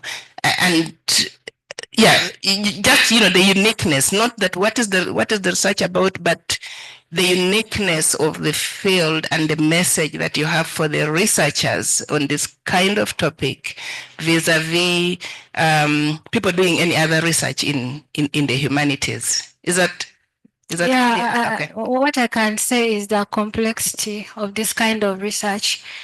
It is not well understood even by the researchers doing it. At least reports have come up. So how do they go ahead to involve even others? What will they teach them if they also have gaps? and a lot of things that cannot be foreseen. If you're doing a study, but you can't at times tell the possible risks involved, what measures will you have to protect against such risks when they appear? So I think the major issue is the complexity it brings and the different perspectives people have towards it that need to be identified and addressed. Otherwise, it may make the research not go on. Yeah.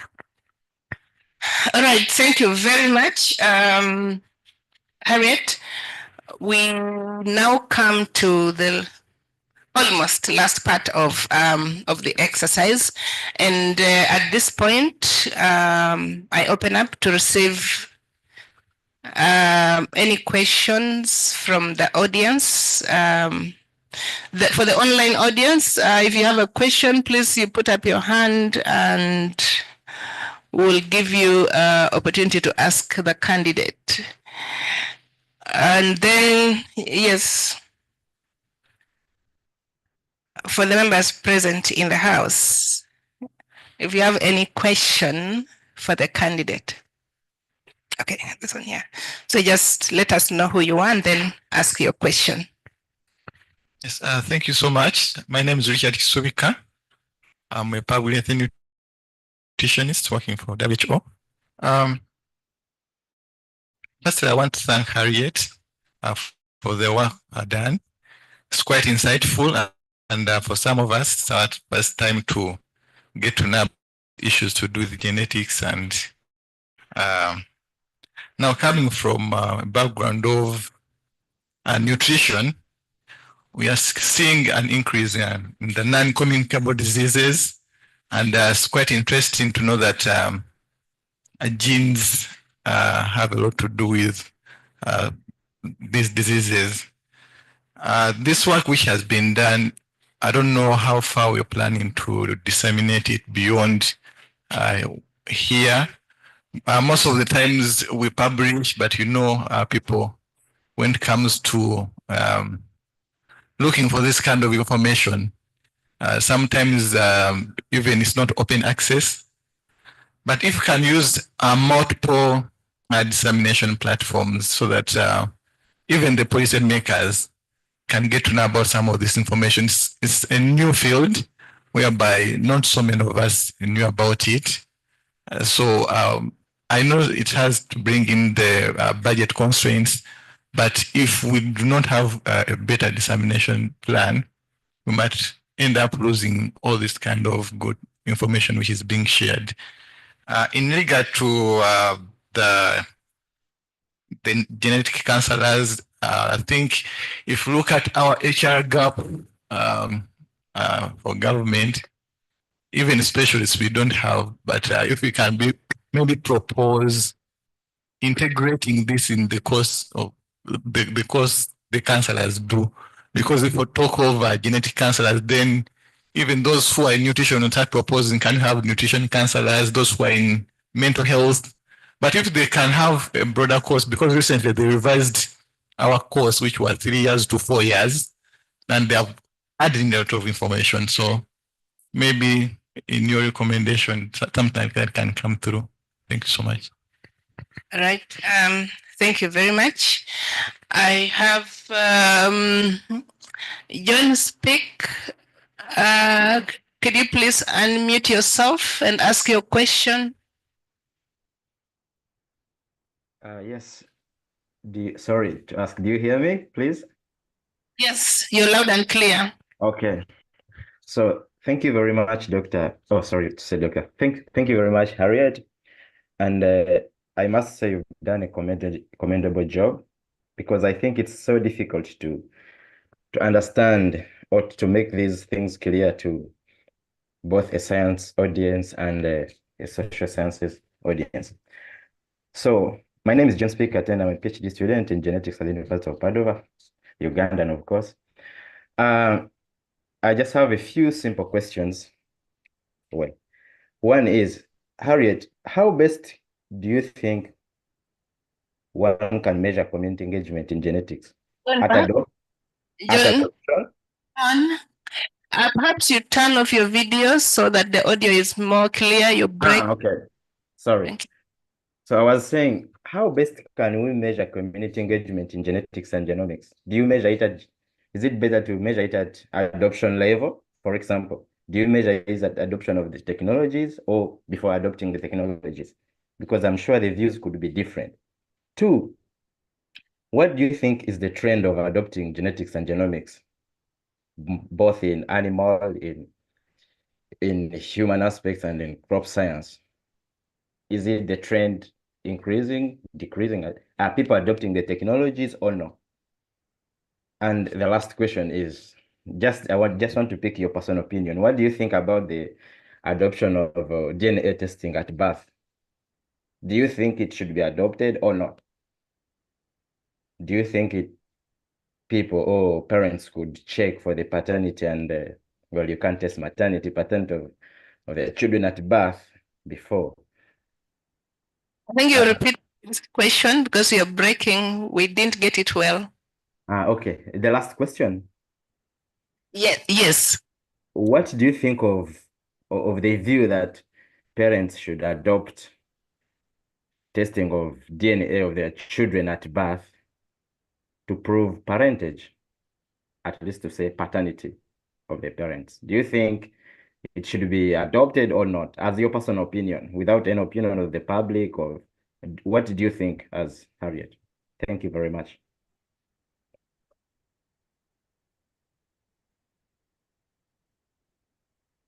Thank you. Thank you, John and Richard. I think I'll start with the last one, what I think about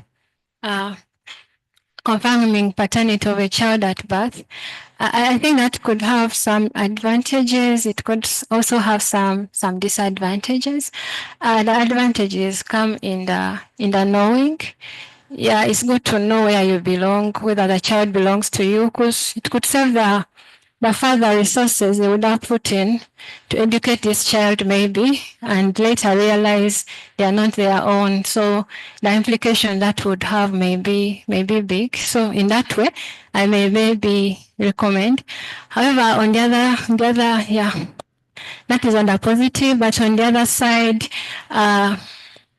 where I think checking that could have havoc is because it could also lead to family disintegration. Like a mother gives birth to a child and then they realize they're not the fathers, usually basing on what has happened in the past. That could also lead to some negative reactions, starting with active family disintegration. And also, what if the mother is not sure who the father of the child will be, so he will have somehow denied the child the fatherly care maybe they would have picked in the process. So it is not a one way of thinking about it. I feel it has some pros and some cons. So what is the trend of adopting GGR? I'll talk on the side of the medical, like we've seen that diseases are here and genomics is aiding in understanding how to manage such diseases. So it has been picked, and that's why I came up to see that if the research is going on to see how to manage these diseases and communities are being involved, how are we ensuring that they're being involved in a way that is ethical? So it is really picking, given the attributes it's contributing in regards to management of a number of diseases that are arising. Then how to measure community engagement. We can do monitoring depending on what you want to measure. At times we do work in a community and your goal was to create awareness. So if that was the goal, then you can check at the end of the day or in the process, are people really gaining the knowledge? So it will depend on the goal of engagement to see what parameters you set across to see whether you've achieved them or not. And that's why you would measure the contact of your community, the impact of the community engagement.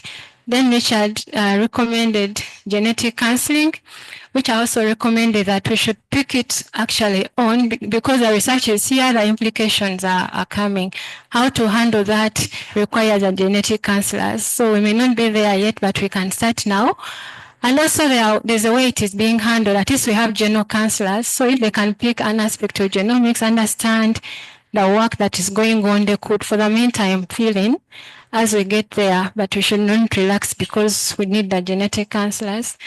Then about dissemination of the findings, I think I should lobby for funding, which is important to see that this is carried forward. But for the meantime, I'm disseminating the findings to different forums, yeah, and that's what I can mention for now. But it may not be me; it could be even another person to pick this up so we can work on how to see it going forward and improving the conduct of community engagement in genetics genomics research. Thank you.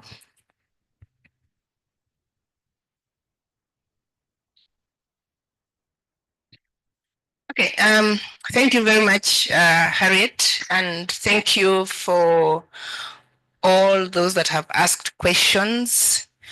I don't see any hand up either here or online, so I think, Harriet, people are convinced. And so we have some comments online.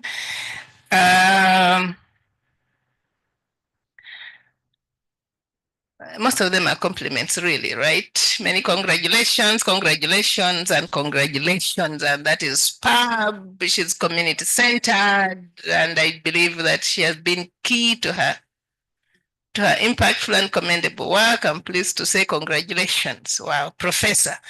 Okay. That's interesting. I like the language translations. She approached the terms well. DNA is okay, so that is again from what you said. So great responses from Harriet. So it's basically compliments for the candidate, and this is all recorded. You'll be able to to access that. So excuse me. Okay, so at this point, we come to the end of the presentation and the question and answers. And it's time for the panelists, people around the table, to take a decision. And today, usually the panelists step out and the rest remain here, but I think I want to change things today so that the panelists stay here. And we ask all our guests to just step out, but don't go away. We won't take long. We will invite you back to announce the results. Our online audience, we're going to mute you, but please stay on so that you can walk this journey with Harriet up to the final destination. Thank you, Harriet. Please don't run away. Be close by. Take the time to stretch a bit and have some breath. We'll call you back in. Thank you.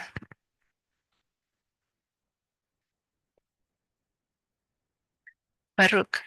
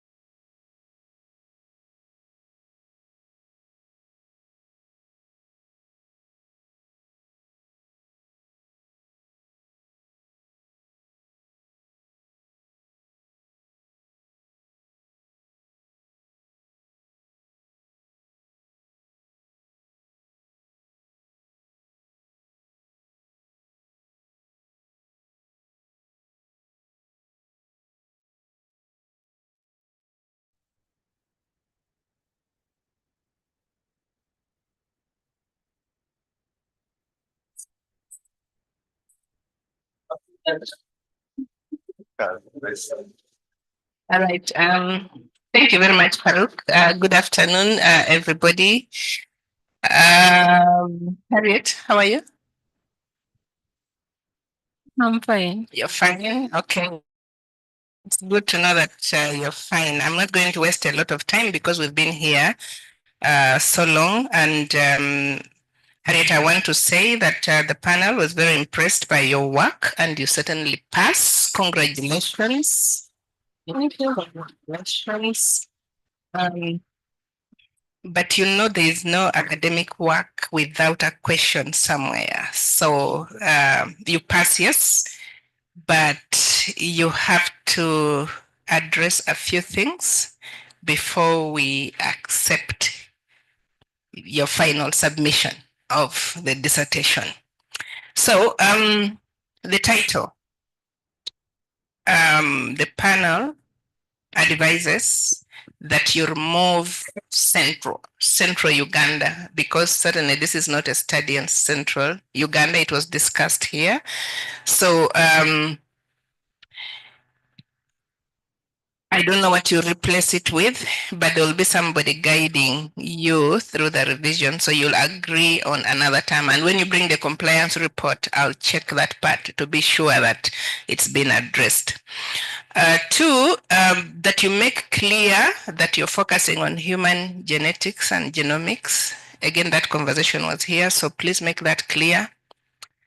And then you define, and some people like to say you operationalize, but that you define the common good. Okay? Not, of course, the dictionary definition, but the way in which it's used in your work and how it applies. Okay? The theoretical framework, there are two things. One, again, that you strike off African from Jeche's theory. We don't need to know whether he's African or wherever, but we know it is Jeche's theory, so stick to that. And then two, that you need to show how you apply the theory when you get to your chapter 7, where you propose a framework. And so I mean, the question is, how do you exploit Jeche's theory to explain what you propose? So when you get to that section, I think you focus more on what you propose, and you forget that you've worked with certain Jeche's theory. So they want it reflected there. You're shaking your head.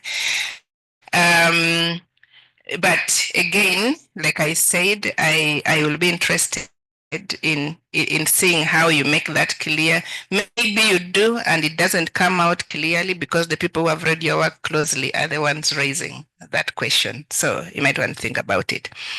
And then the issue of individual interest and common interest. You need to clarify that.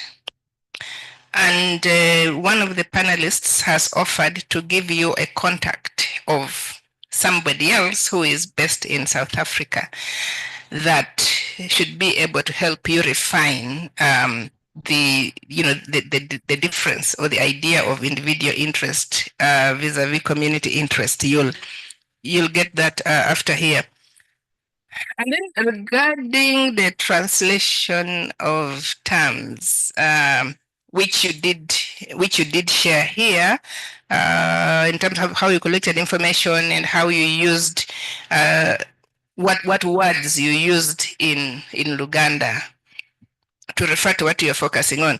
So I think the panel appreciates that your study contributes to sort of trying to localize these terms, the scientific terms, to the to the specific communities where you study.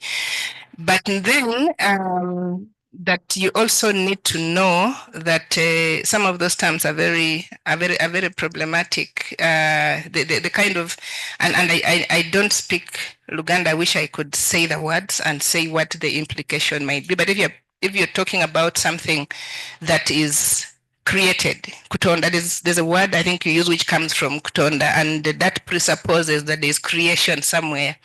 You're a student of philosophy, you know what that means. So I think you're going to work with the person overseeing the corrections to make that clear. And the policy recommendations, the recommendations you make are good, but given the significance of your work, the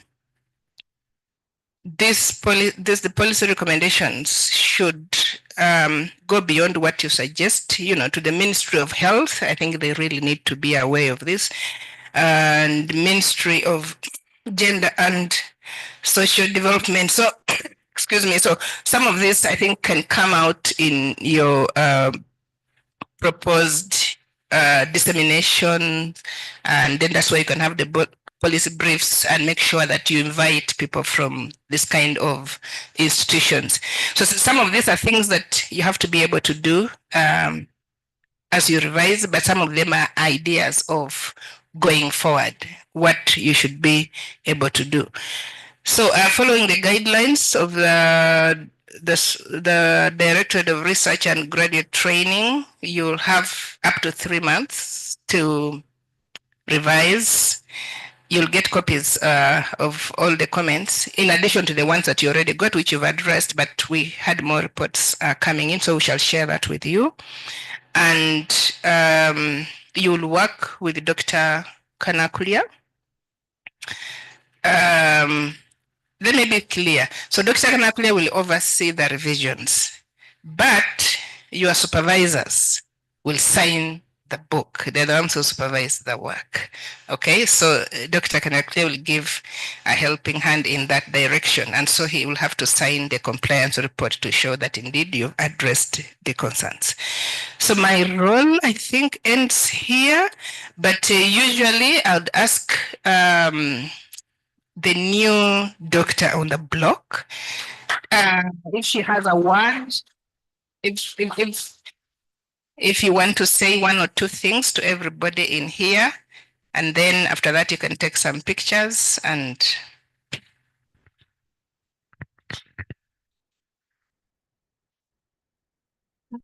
Thank you so much, Doctor. I thank you all for making that time and effort to be here and to even keep around after the break. This has been an opportunity for me to share what I've done in the years. And I'm happy that I was able to communicate, hopefully basing on the responses and the hugs and whatever that has happened. I feel it made me feel I've communicated something. I know this does not end here. I'm going to work to see that I carry it forward with the advice I've gotten. I'm happy for the support from my supervisors, the online, Professor Wamala, Edward, Dr. John Barugahare, Professor Dr. Vincent, Pius, Alibu. I've worked with these people a long time. Dr. Alibu has been my supervisor from undergrad. I worked with him up to, he kept on up to master's and now here. And I don't think he's now handing me over to Joe. Of course, not really handing me over, but now I'm happy that I already have another mentor on board, Joe Ali from Johns Hopkins.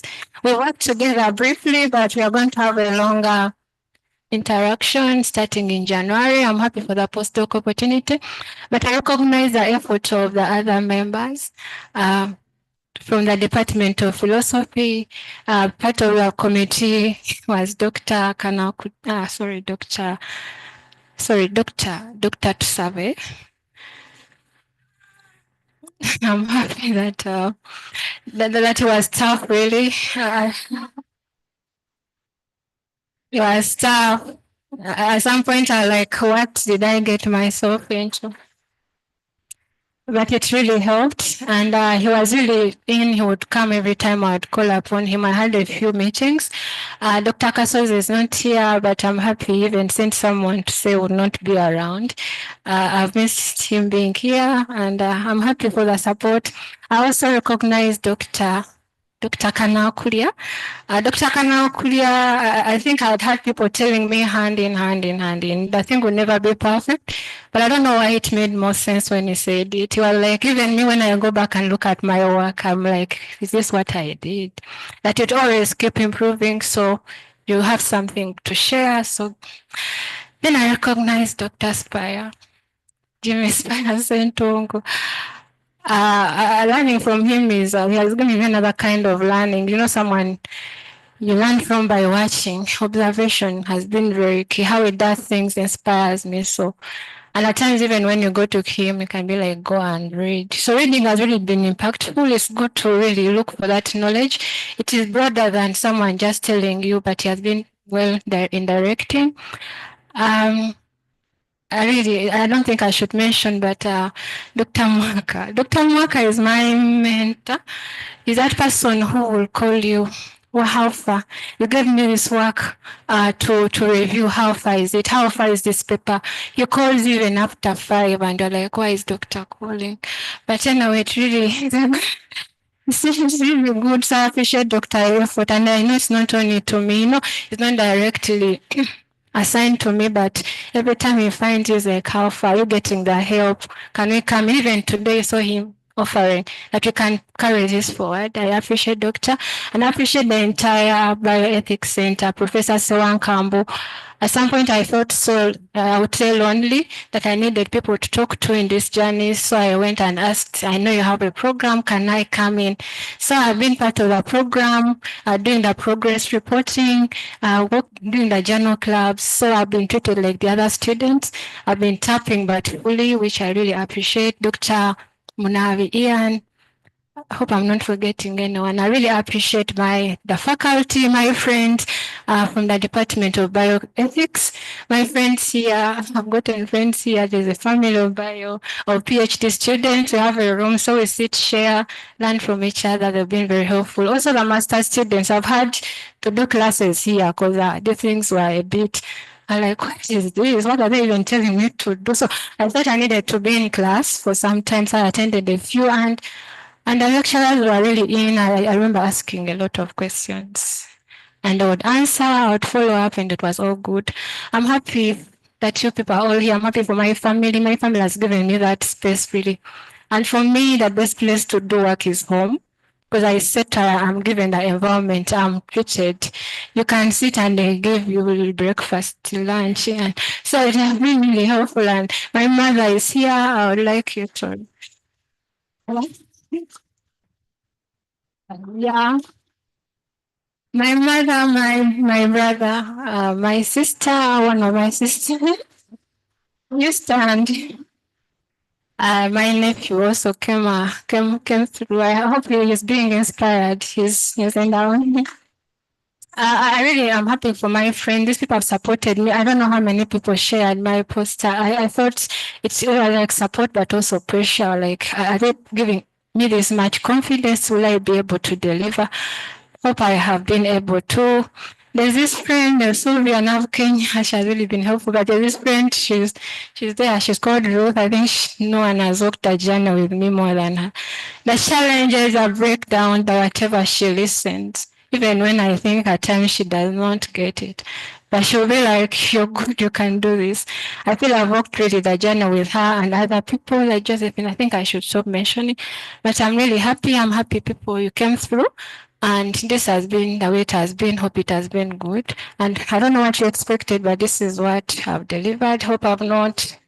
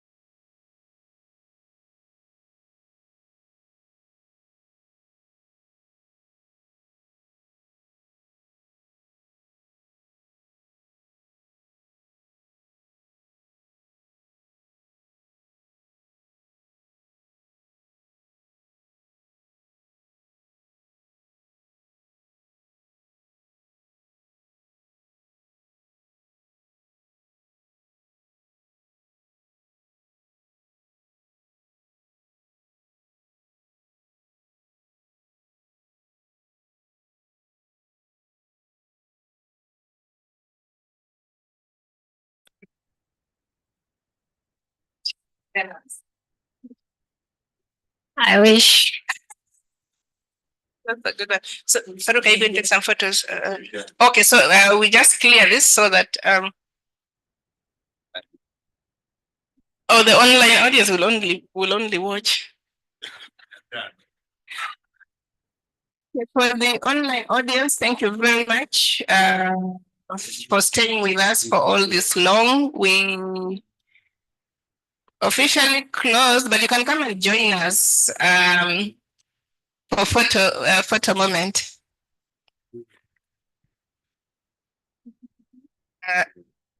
You have to move. You have to move right from.